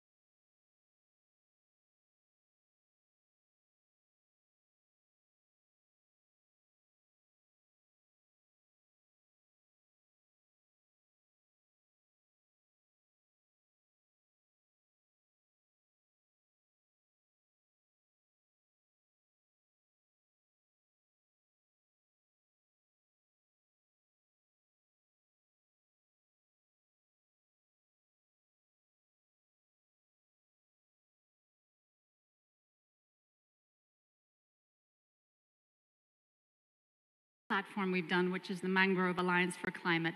These are really important to share knowledge, look at technologies, look at lessons learned, because we know that we have another 7 years until 2030. The time is ticking. We can only do this if we all do this together.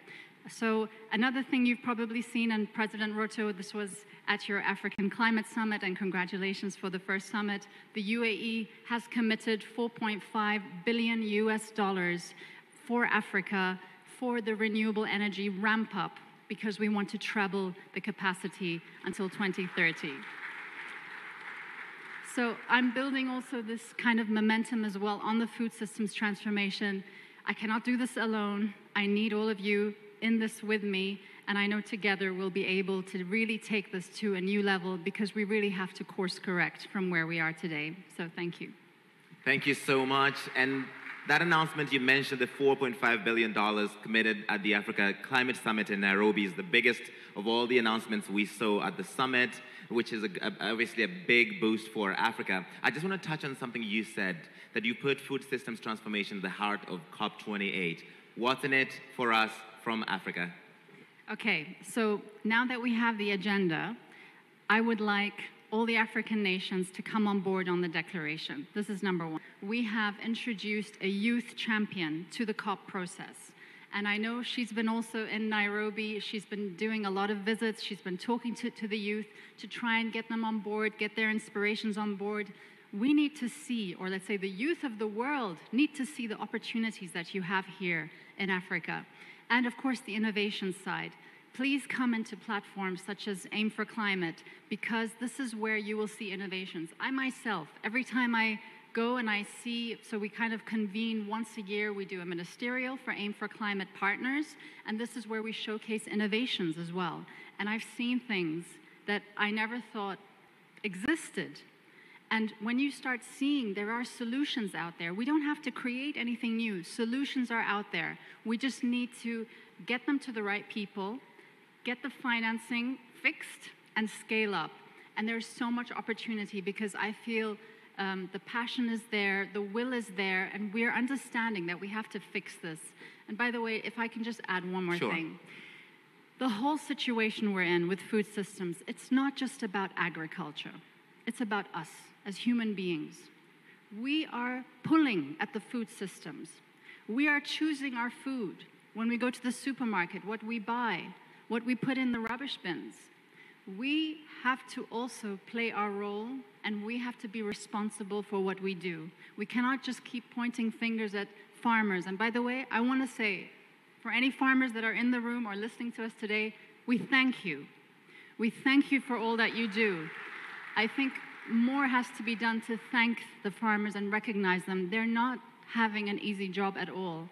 We went through a whole revolution of when it was about quantity, to try and get poverty up out of the dark hole, to try and get food to the mouths of people. And now we're saying, no, this is the carbon footprint, we need to lower it, we need to lower it.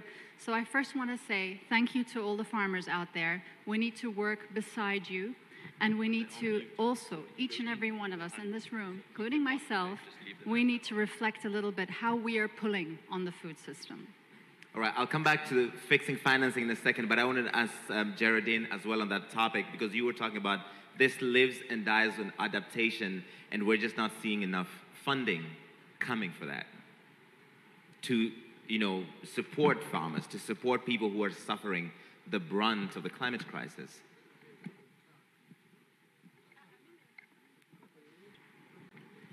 It is true we don't see sufficient financing coming into agriculture, and especially for the rural small-scale farmers. As I said, it's only 1.7% of the climate finances that reach the small-scale farmers. And we have been observing on African continent, on Asia and South America, when the floods comes, it means people are dying. When drought comes, it means people are dying.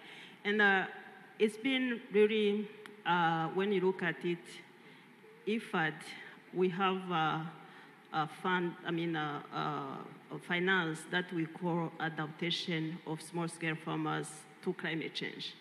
it is only that money that you see reaching the small-scale farmers. Then it becomes important that we, as the minister has mentioned, it's not about anyone, it's not about the earth, it's about us.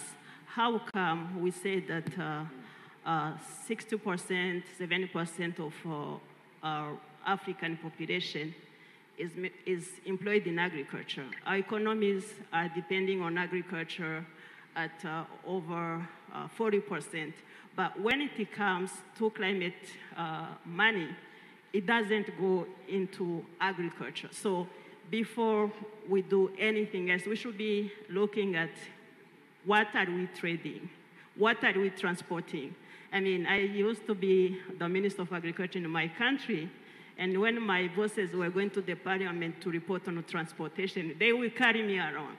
When they go to report on trade, they carry me around. And one time I say, so why are you taking me?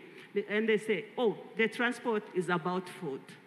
The trade is about food. How can we leave you behind? So it's really important that we start looking at what is needed, and we say like, okay, it's not about transport, it's not about cars, it's about us. And it's really important that we be kind of selfish. All of us, we eat. So where do we feel like the food is coming from? We leave it to these poor people who do not have any means of growing food, and at the end of the day, we go to them to give the food. So it's really important that we start looking at it and say, these people are producing 70% of our food, therefore, they are making the third of our economy, therefore, let's target them, let's finance them, let's support them to feed us. So to us, as the IFAD, we are working toward that, but we really need to be having other finances to join and be able to deliver for the small-scale farmers. Okay. Thank you. President Hassan, in her speech, talked about Tanzania's ambition to be a grower and an exporter of food, and she talked about because that is actually what you need to do any transformation. I'm going to give you an example in our own country. As I said, water-scarce country, desert environments, but then we looked at innovations, and we looked at things like how we can grow food and recirculate the water. How can we grow food not outside the cities, but in the cities? How can we get young people, and by the way, when I tell young people about becoming a farmer, their faces change, and it's not very positive. It doesn't look good on TikTok. No, but then if I tell them, how about becoming an agro-technologist? That's actually cool. They like that, and then they start asking more questions. And then imagine bringing the young people, making sure they're in the cities, they can use warehouses, they can use old storage facilities, and this is what's happened in the UAE. So it's really important that countries enable the policy frameworks are made so that you can then enable the financing, unlock the financing, and bring in. And then it's the off-takers. That's really important. Having the right off-takers. And by the way, you always have to think outside the box when it comes to financing. Why are we here today? Why is climate finance such a big deal? It's because it's so hard to unlock. Making sure finance is available, accessible, and affordable is so difficult. But I tell you, and of course I'm working alongside our COP28 President-designate, Dr. Sultan Al-Jaber. He is working on this financing track and making sure it's going to happen. He wants to make sure that the $100 billion is committed, something we've been waiting for many years. So he's really driving to make sure that promises are kept, to unlock as much finance as possible. He managed this now with the renewable energy, and we want to do more on many other subjects. So this will come along, but again, the right ecosystem needs to be there to unlock the financing. We've gone through it ourselves in the UAE. We've been on a journey to decarbonize our economy and also make sure that we're unlocking finance from the private sector as well to our net zero pathway growth. So it's not easy, but it's a whole sync of many factors that need to take place. All right, thank you. And finally, Geraldine, you've got all the stakeholders involved in this journey to try and transform the food systems and find the financing, find the money for it. What's your word for them? You get the final word. I think I have said it before. We are attending the Africa Food System Transformation Forum, but I think it's equivalent to their other forums as well. It's really important that we think that climate finance, food system transformation finance, it's not because of agriculture. It's because of us as people, as the minister has mentioned. And it's really critical that we unlock the financing for those people who are consistently struggling to put the food on our plate while we are doing other things. So that's my core. Thank you. All right, we're going to leave it there. A big round of applause for the Honorable Minister and Geraldine from IFAD. Thank you so much. We are now just about ready to hear from the leaders. But as I said, we're Africans. We like to dance. We like music. So one final performance. Please put your hands together for Remy Mbawo. Karibu sana, karibuni sana.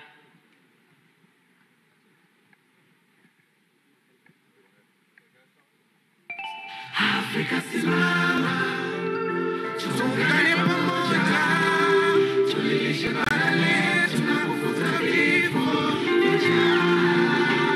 Viongozi wa Afrika, tuungane pamoja, kutuliza uhuru wetu wa pili wa uchumi. Walele we are war, walele we are war. Awelele we are war, awelele we are war. Tazama Afrika, bara langu zuri, Mungu amelipamba kwa maziwa, mito na bahari. Wazee wetu waliungana kuleta uhuru wa kisiasa. Viongozi wa sasa unganeni kuleta uhuru wa kiuchumi na chakula. Sira ya uhuru unganeni. Afrika tunakufa kwa njaa. Afrika tunagiza chakula kutoka nje. Oh no. Vijana wa Afrika tuko tayari twende kulisha bara letu. Viongozi timizeni, viongozi wa Afrika unganeni pamoja kutokomeza vifo vinavyotokana na njaa. Les dirigeants africains s'unissent pour éradiquer la mort provoquée par la faim. African leaders united to eradicate death caused by hunger. African leaders united for food security, for food sovereignty. Tuungane pamoja, tulilishe bara letu na kufuta vifo vya njaa. Viongozi wa Afrika, tuungane pamoja, kutafuta uhuru wetu wa pili wa uchumi. Walele we are war, walele we are war, awalele we are war, awalele we are war. Sote kama bara tunapaswa kota pamoja, ndoto ya kuhakikisha usalama wa chakula unaimarishwa. Ni aibu kwa bara letu kuwa na shida ya chakula, ikiwa 70% ni vijana. Tanzania tuliongoza mapambano ya uhuru wa kisiasa, na sasa tupo tayari kuongoza mapambano ya usalama wa chakula.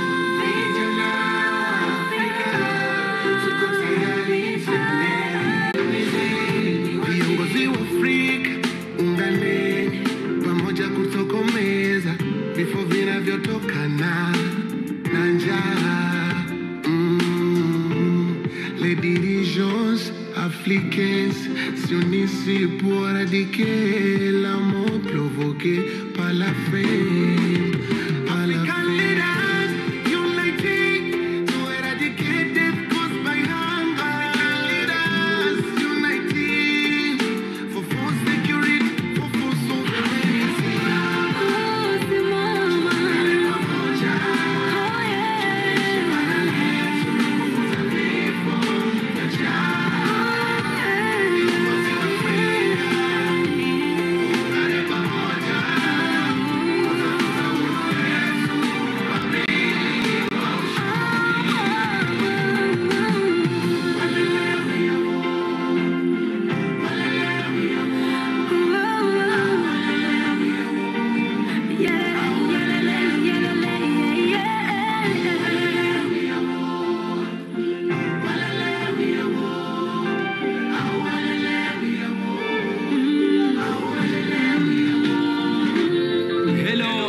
African leaders, our forefather and great leaders, Kwame Nkrumah, Mwalimu Julius Nyerere, Nelson Mandela, Kenneth Kaunda, Jomo Kenyatta, and others who came together to grant and secure political independence to our continent. You have the chance and responsibility to lead Africa towards achieving its second economic independence, which is equipped with food security and food sovereignty. Young people are ready to take the initiative and provide us greater strength. Hakuna Matata. Africa Simama.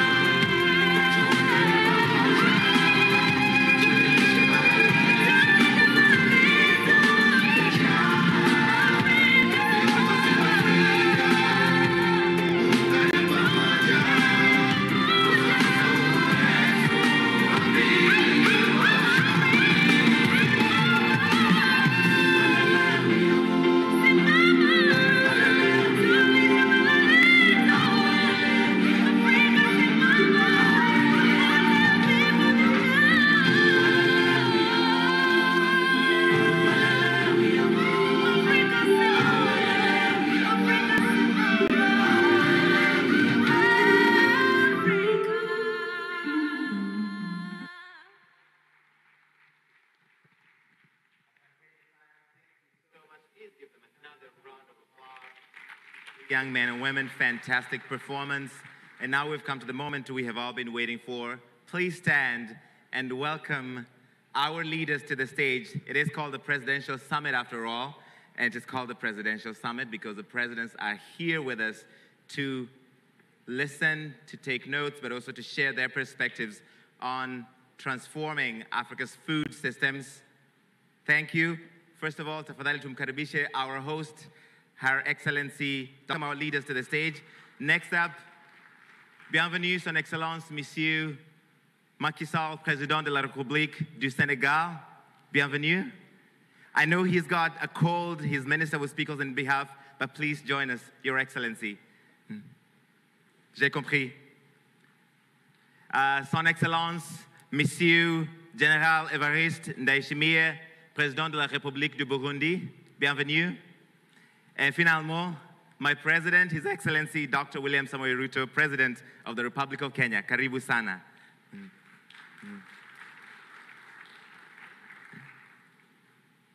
Tutaanza tena na Rais Samia aseme mawili matatu alafu ndo tuendelee na viongozi wengine. Asante sana. Chochote tu.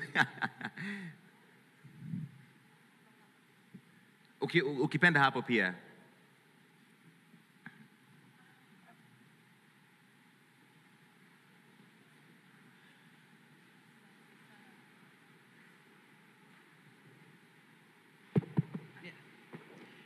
Asante sana mwongozaji mjadala kwa fursa hii.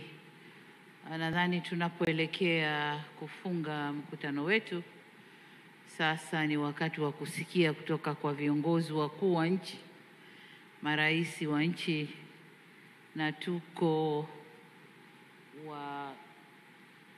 wanne hapa, lakini pamoja nasi kuna rais wa Zanzibar ambaye amefanya vizuri sana kwenye blue economy. Nadhani na yeye tungemsikia experience, ningeomba na yeye aje atupe experience how they did with the blue economy.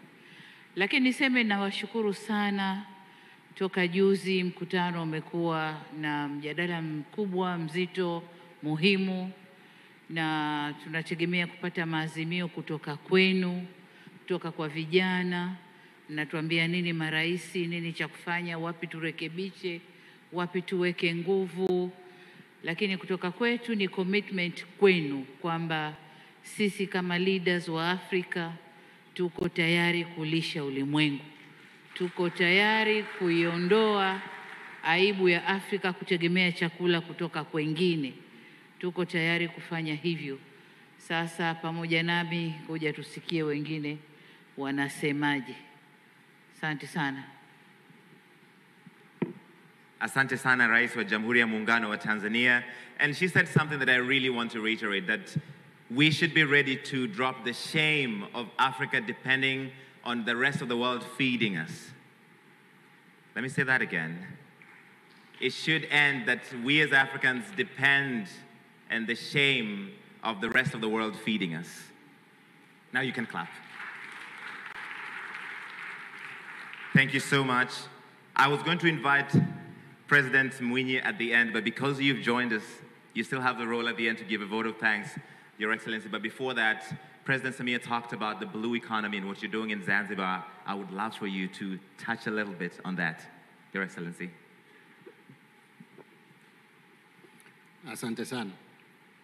Kwanza nichukue fursa hii kumshukuru Mheshimiwa Rais Samia Suluhu Hassan kwa kuleta mkutano huu mkubwa hapa Tanzania.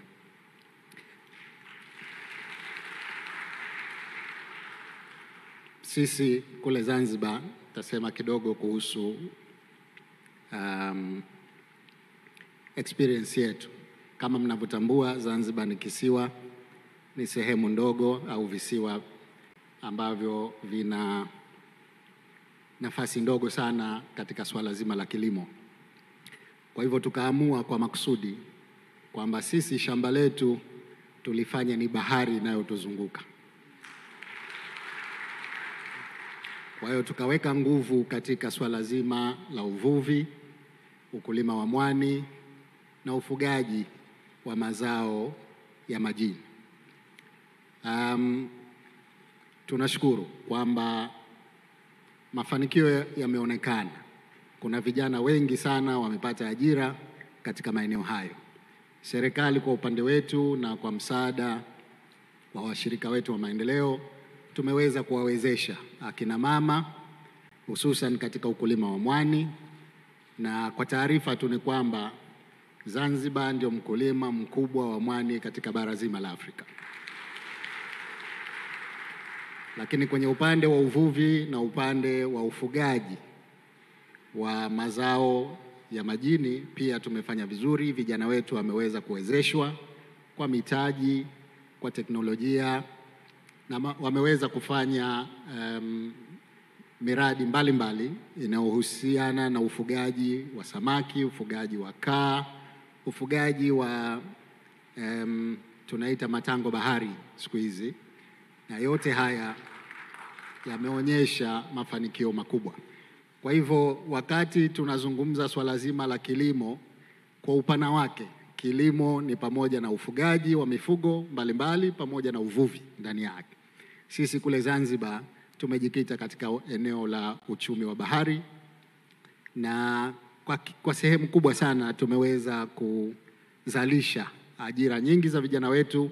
Kwa hivyo sasa tuko tayari ku scale up yale mafanikio tuliyoyapata ili tuweze kuwafanya vijana wengi. Asante sana, Rais. And I guess he's talked about something that you haven't heard a lot about here. I mean, I haven't been here every day, about fishing, because Zanzibar is an island. It's a beautiful island, and I think the Africa Food Systems Forum is organizing a trip to Zanzibar sometime today, tomorrow, in the days ahead. And he talked about all they're doing around fishing to employ the youth of Zanzibar. I was going to invite His Excellency, the President of Senegal. Unfortunately, he's got a cold. That's why he's wearing the mask. So he cannot speak because he's lost his voice. But he's kindly asked me to invite the Agriculture Minister of the Republic of Senegal to read his speech on his behalf. So please welcome to the stage, Mr. Ali Ndiaye.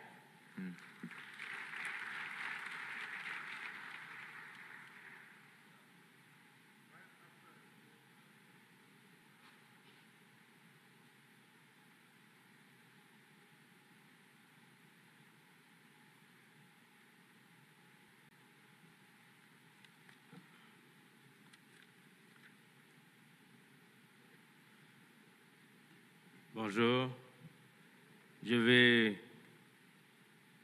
me charger de lire le discours de son Excellence, Monsieur le Président Macky Sall. Donc, je lui prête ma voix pour lire ces termes. Excellence, Madame Samia Suluhu Hassan, Présidente de la République unie de Tanzanie, chères sœurs,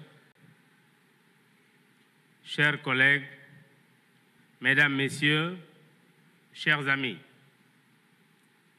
Je vous remercie vivement, Madame la Présidente et chères sœurs, pour votre aimable invitation et votre accueil chaleureux à l'occasion de ce sommet sur les systèmes alimentaires en Afrique. La question est vitale et d'actualité. De tout temps, tout ce qui touche à l'agriculture et à la sécurité alimentaire revêt une priorité de premier ordre. Cela est encore plus évident aujourd'hui pour nos pays confrontés aux effets combinés du changement climatique, de la pandémie de Covid-19 et d'une guerre majeure. Les chiffres parlent d'eux-mêmes. Selon l'estimation des Nations Unies, plus de 750 millions de personnes, dont près de 240 millions d'Africains, vivent aujourd'hui dans l'insécurité alimentaire. La faim en Afrique n'est pas seulement une préoccupation, c'est aussi et surtout un grand paradoxe pour un continent de 1,4 milliard d'habitants et 30 millions de kilomètres carrés, disposant de 60% des terres arables non exploitées de la planète et abondantes en ressources hydriques. Avec un potentiel aussi immense, l'Afrique ne devrait avoir ni faim ni soif. Bien au contraire, elle devrait pouvoir se nourrir et aider à nourrir le monde au lieu de continuer à importer et pire encore, à dépendre de l'aide pour satisfaire l'essentiel de ses besoins alimentaires. Il y a 20 ans, nos pays avaient pris l'engagement, dans la déclaration de Maputo de juillet 2003, d'allouer au moins 10% du budget national à l'agriculture. La réalisation de cet objectif requiert avant tout un choix volontariste qui joint l'acte à la parole. À titre d'exemple, au Sénégal, nous avons porté à 12% la part de l'agriculture dans le budget général d'investissement et augmenté en 2 ans de 75% le financement de la campagne agricole saisonnière afin d'accélérer notre marche vers la souveraineté alimentaire. Nos progrès sont réels, même si les défis à relever restent encore nombreux. À l'échelle africaine, le Sénégal a organisé en janvier dernier le Dakar agricole en collaboration avec la Banque africaine de développement, après le Dakar 1 en octobre 2015. Dans un contexte de crise mondiale, kwenye jiji la Dakar ambalo tulikuwa tunafuatilia yaliyofanyika mwaka 2015 kuhusu jinsi ya kupambana na njaa. Katika kongamano hilo tulifanya azimio kwamba kwa siku zijazo tutakuwa tunakusanya nguvu zetu pamoja tuweze kukabiliana na matatizo ya njaa na kuleta usalama wa chakula. Kuanzia siku hiyo kuna kuwekezwa, tumewekeza zaidi ya bilioni 72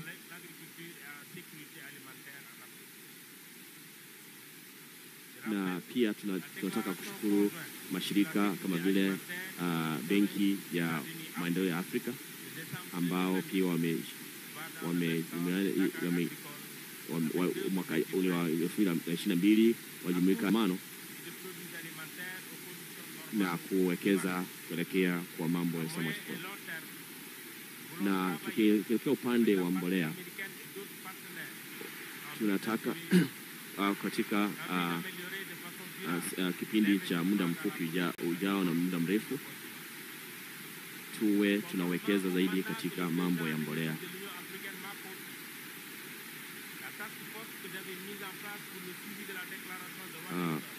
Tukiangalia, nimefurahi kwanza kwamba Umoja wa Afrika ulimpatia hiyo fursa. Rais anazungumza kutoka waziri wake kwamba kama tunataka kuendeleza uwezo wetu katika usalama wa chakula, lazima tujitolee kwanza, tuanze kufanya utafiti katika sehemu ya ukulima, kwa mfano kuleta vifaa tutumie teknolojia ya kisasa ikiwepo mambo ya usafiri. Pili, tuanze kuongeza maeneo ambayo hayajaangaliwa sana, ikijumuisha vyakula ambavyo hatujaweza kuwa tukivikuza. Tatu, tuangalie jinsi ya kuweka mazao baada ya kuyavuna ili kuepuka hasara zitokanazo na mazao ya kuharibika, na kuhakikisha kwamba tuyafikisha kwenye masoko ya kuyauza. Mwisho, inabidi tuanze sasa kuwapatia fedha ama kuwafadhili wadogo wetu ama watu ambao wako katika sehemu ya chini ya uchumi, kwa vile wanawake na vijana, waweze kuendeleza njia zao za ukulima, na pia tuwabadilishe mawazo kuhusu mambo ya kuhusu kilimo, na mtazamo ibadilike kuhusu kilimo, tuna mtazamo chanya. Leo zaidi ya mambo ilivyokuwa nyuma, tunafaa sasa kuvunje fikra potovu kuhusu mambo ya ukulima. Sasa tuanze kuwa wastahimilivu ili tuweze kufikia malengo haya. Nataka kusema kwamba natakia kila laheri kongamano hili liweze kuisha vizuri. Asante. One more time, a round of applause for President Macky Sall. Monsieur le Président, merci pour ce discours. And now it is my pleasure to invite the President from the neighborhood of Evariste Ndayishimiye, Président de la République du Burundi. Bienvenue.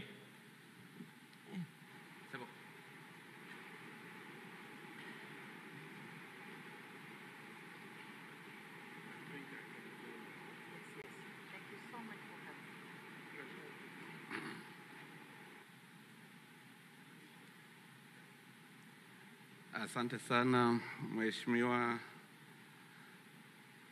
Mama Samia, dada yangu.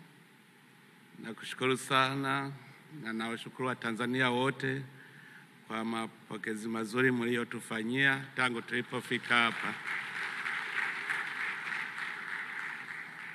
Na nampongeza Mama Samia kwa maandalizi mazuri ya huyu mkutano.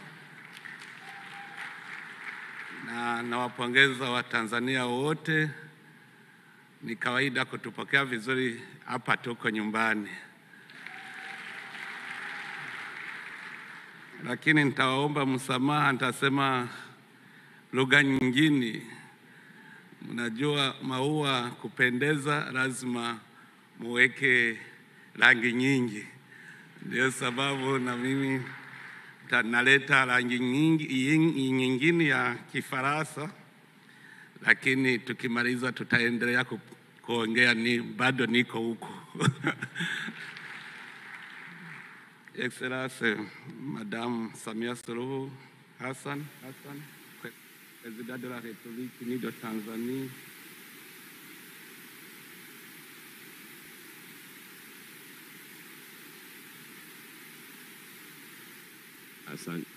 Rais wa Senegal Macky Sall, Rais wa Jamhuri ya Kenya William Ruto,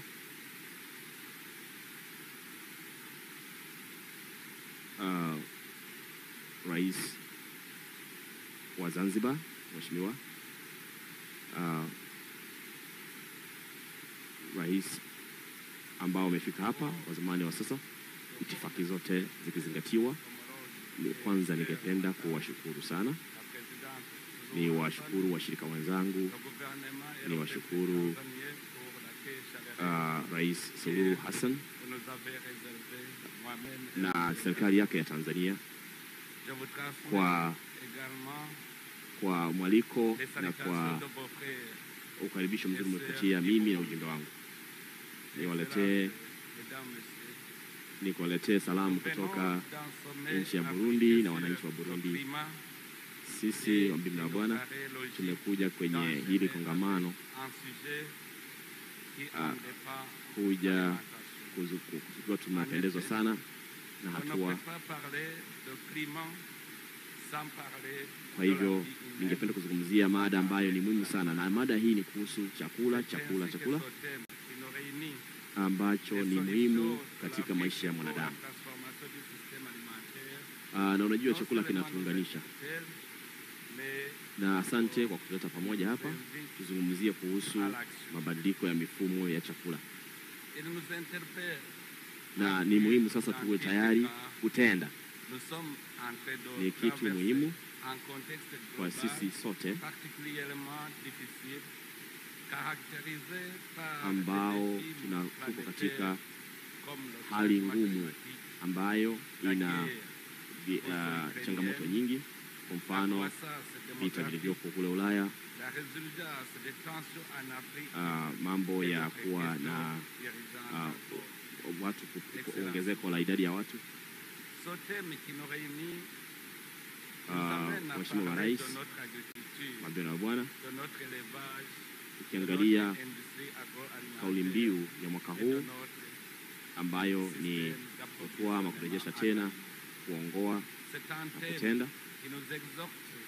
Na pia tuangalie sasa ituangazie kwa sehemu ya mambo ya mazao, mambo ya wanyama wetu ama mifugo, na tulete pamoja kama Waafrika tupate suluhu ya pamoja. Hatutaki kamwe watu kufa nchini Burundi. Tunafahamu fika jinsi eneo la mambo ya kilimo na chakula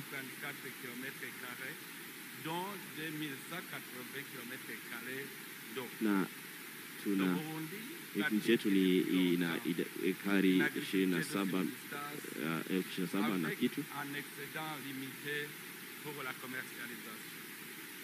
C'est cela qui nous a poussé à étendre nos pensées aux fonctionnaires, aux employés dans le secteur privé, aux commerçants, touristes, etc. Tungependa kufanya kazi na sekta ya binafsi, mambo ya wageni wale ambao hawako katika sekta ya kulima ama kilimo. Tumeanzisha lengo mpya tangu mwaka 20 kwamba kila mdomo ama kila kinywa kinafaa kulishwa, na kila mkulima anafaa pia auze, na wakulima wanaotumia mali yao ya kifamilia ili kulisha watu wao. Kwenye mfumo mpya tunataka kwamba kama kuna ardhi ambayo inaweza ikatumika kwa kilimo itumike, na ile ambayo inabaki itumike kwa mambo ya mifugo. Watu wanapenda ardhi zao, na kwa mfano nchini Burundi watu wanapenda ardhi yao ambayo wengine hawatumii, kwa maana kwamba watu wale wanataka kufanya kilimo wanashindwa kupata ardhi ya kufanyia kilimo, so wale wanashikilia. Tunataka tutafute mbinu na mfumo mpya wa kupata ardhi, na pia tuanzishe mfumo ambao ni endelevu wa kukuza mazingira. Ya miaka michache iliyopita masuala ya kilimo yamekuwa ni kipaumbele kabisa kwa serikali yangu. Na tunataka kwamba tuna usamilivu katika uzalishaji wa kilimo na mambo ya biashara. Burundi tunahakikisha kwamba mambo ya pembejeo na mambo ya mbolea iweze kupatikana kwa wakulima wetu. Mtu binafsi hawezi akazalisha hivyo akaweza kufanya ukulima peke yake. Kwa hiyo tumeamua kwamba kuwaweka pamoja kimakundi, haswa vijana, ili waweze kushirikiana kufanya kilimo chenye ufanisi. Walete pamoja ardhi yao ili waweze kuhakikisha kupata mazao ya kutosha. Tunaambia wakulima wetu wadogo waanze kutumia mbinu ndogo za kufanya unyunyizaji ama umwagiliaji maji. Tukija kwenye mambo ya ufugaji, tumeamua tuanzishe uhamasisho wa kuleta mifugo ambao ni bora na kuwasambaza kwa watu wetu au wanyama ambao ni wastahimilivu kwa hali ya mabadiliko ya tabia nchi na mazingira. Na matokeo yake yameonekana yakiwa mazuri. Lakini kuna matatizo mengi, kwa mfano matatizo ya kupata nishati. Na haya matatizo ya kupata nishati yamekuwa mazito kwa nchi yetu. Kwenda mbele, tunaona sisi kwamba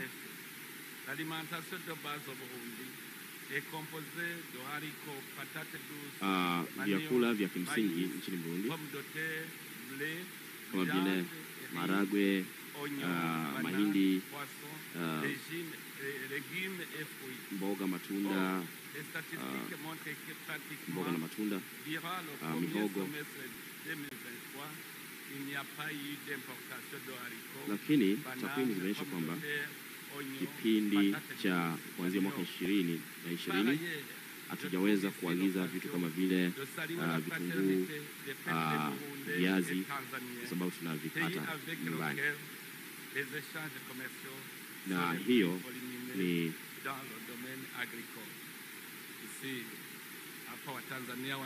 na tukifanya hivyo ni kwamba tutaweza kuuza mambo ya bon voisinage, ujirani mwema. Ukienda Manyovu utakuta sokoni kuna Warundi na Watanzania. Ukiingia Makamba unakuta Watanzania na Warundi wote wako pamoja. Sijue wanafanya vipi, unakuta shilingi za Tanzania zinatumika Burundi na hela za Burundi zinatumika Tanzania. Hiyo ni ujirani mwema. Asante sana. Pour augmenter la production agricole, les solutions sont prêtes à être portées, sont peut-être à la portée de la main. Il y a des pays qui ont encore d'énormes terres cultivables, mais pas assez d'investisseurs ou de main-d'œuvre engagés dans le secteur agricole. J'estime que la promotion des investissements d'autres Africains pourrait faire la différence. Beaucoup de mes compatriotes seraient intéressés à l'idée d'investir dans l'agriculture ou de travailler dans ce domaine dans des pays qui seraient prêts à expérimenter leur savoir-faire. J'imagine aussi qu'il y a des Africains qui tenteraient l'aventure si l'opportunité leur était offerte. Certains pays sont en train d'expérimenter le savoir-faire en matière de fabrication de fertilisants organo-minéraux. Nous nous jouissons que na tukija kwenye matumizi ya mbolea na matumizi ya vifaa, tunaalika wawekezaji wamekaribishwa sana nchini Burundi kuleta mbolea nzuri isiyoharibu ardhi. Kama tunataka kupambana na mambo ya utapiamlo, tunahitaji kufanya bidii kwa mambo ya teknolojia ya Afrika kwa miaka miwili sasa. Il arrivait même que les ingénieurs agronomiques n'est même pas en champ hatujapata mainjinia. Mais actuellement, ils sont nombreux à montrer l'exemple dans leur communauté d'origine et l'impact est immense. Je peux vous témoigner ici que dans mon pays, un phénomène qui ne s'était jamais observé se manifeste. Alors qu'on était habitué à l'exode hatujaona mambo kama haya siku za nyuma. Yaani uhamiaji wa vijana kutoka vijijini kuelekea miji. Sasa tunafaa tuanzishe miradi ya kilimo ili iweze kuwavutia vijana hawa waweze kufanya shughuli kazi. Hivyo na bwana,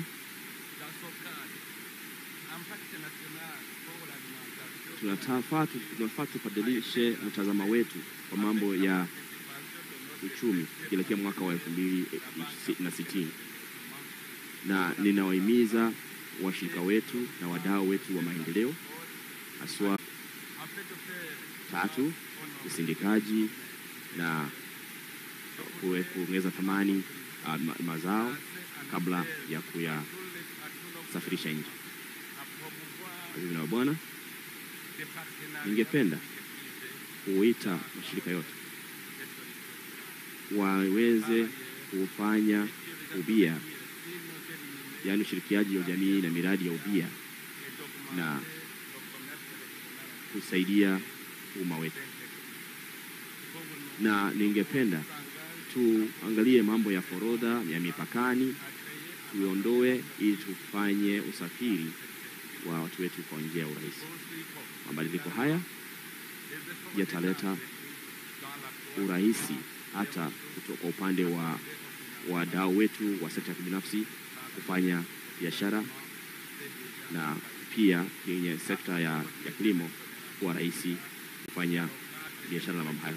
Serikali yangu imo mbioni na inataka kutoa ahadi kwamba itashiriki katika sehemu hiyo, na pia katika kutoa miundo ama kujenga miundo msingi ambayo itasaidia uzalishaji wa mambo ya kilimo. Lakini kama hamujaelewa, tutaendelea kuzungumza, nitawaeleza vizuri. Na washukuru sana, asante sana. Na namuona mzee Kikwete ni yeye alinifundisha na hiki Kiswahili kidogo unasikia. Nafurahi sana kumuona tena. Asante sana.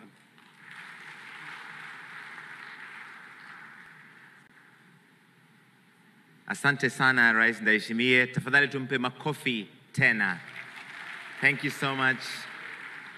Na pole Mheshimiwa Rais, niliambiwa kwamba ungezungumza ukiwa umekaa hapo. Kwa hivyo kwa Rais Ruto, Dr. Ruto, tafadhali unaweza ukazungumza kama ulipokaa hapo. And so now it's my pleasure to invite His Excellency Dr. William Ruto, the President of the Republic of Kenya.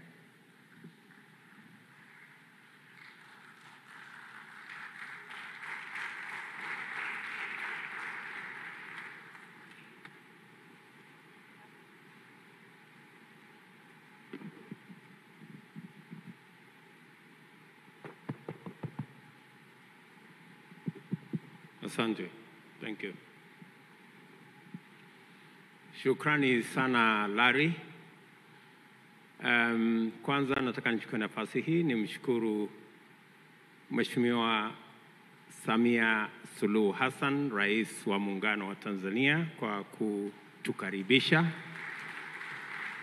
Namshukuru ndugu yangu Evariste Ndayishimiye na pia ndugu yangu Rais Mwinyi na wote ambao mliofika katika kikao hiki. Mtanisamehe Kiswahili changu si kizuri sana, lakini naona nitang'ang'ana tu.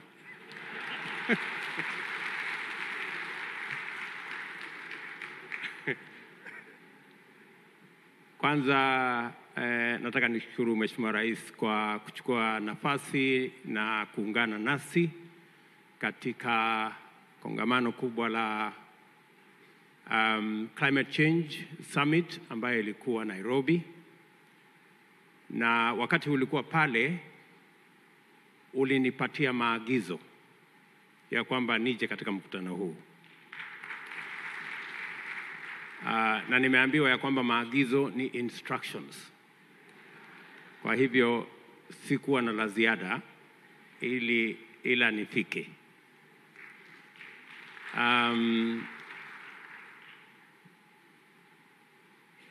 Nyinyi majirani zetu mkitaka kutuangamiza mnasema tuongee Kiswahili, na ndio hapo tunapata matatizo. Lakini nimesikiza taarifa yako Mheshimiwa Rais kwa makini sana na kufuatilia yale mmetueleza, na pale pia nikisikiza nikapata msamiati wa Kiswahili katikati pale. Kwanza nikapata kujua ya kwamba tunaweza kuchochea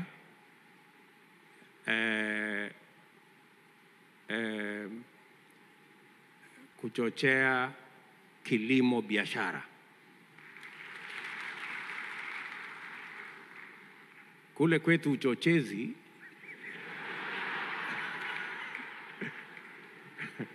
sana sana ni wanasiasa wanafanya uchochezi. Lakini nimeona kumbe uchochezi pia uko na positive ya kwamba unaweza kuchochea kitu kizuri na ikaendelea. Pale pia nimepata kuelewa kwamba kuna mabadiliko ya hewa. Nilikuwa nafikiri ni mabadiliko ya mazingira. So hapo nimepata kuelewa, sasa nitaifuatilia vizuri. Kwa sababu wakati mmoja nilisema mabadiliko ya mazingara. Sasa jamaa mmoja kutoka Tanzania akaniambia mazingara ni mambo mengine. Yanakaribiana na uchawi, sijui na kuelekea upande hiyo.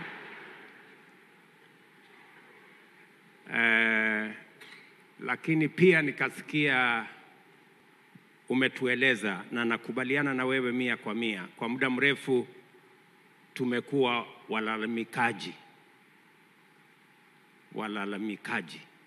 Nimesikia hapo. Lakini niko na malalamiko kidogo. Wacha niseme kwamba pia nimesikia kwa taarifa yako umerudia azimio. Hao watu walikuwa na azimio. Sasa nikapata kidogo wasiwasi kwa sababu kule kwetu azimio ni mambo mengine.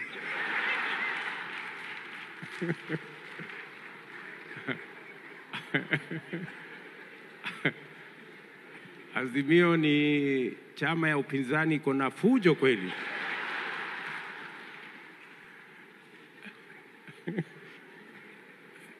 Lakini hata hivyo nimeelewa tena kwamba azimio kumbe yanaweza kuwa ni mambo mazuri ya makubaliano.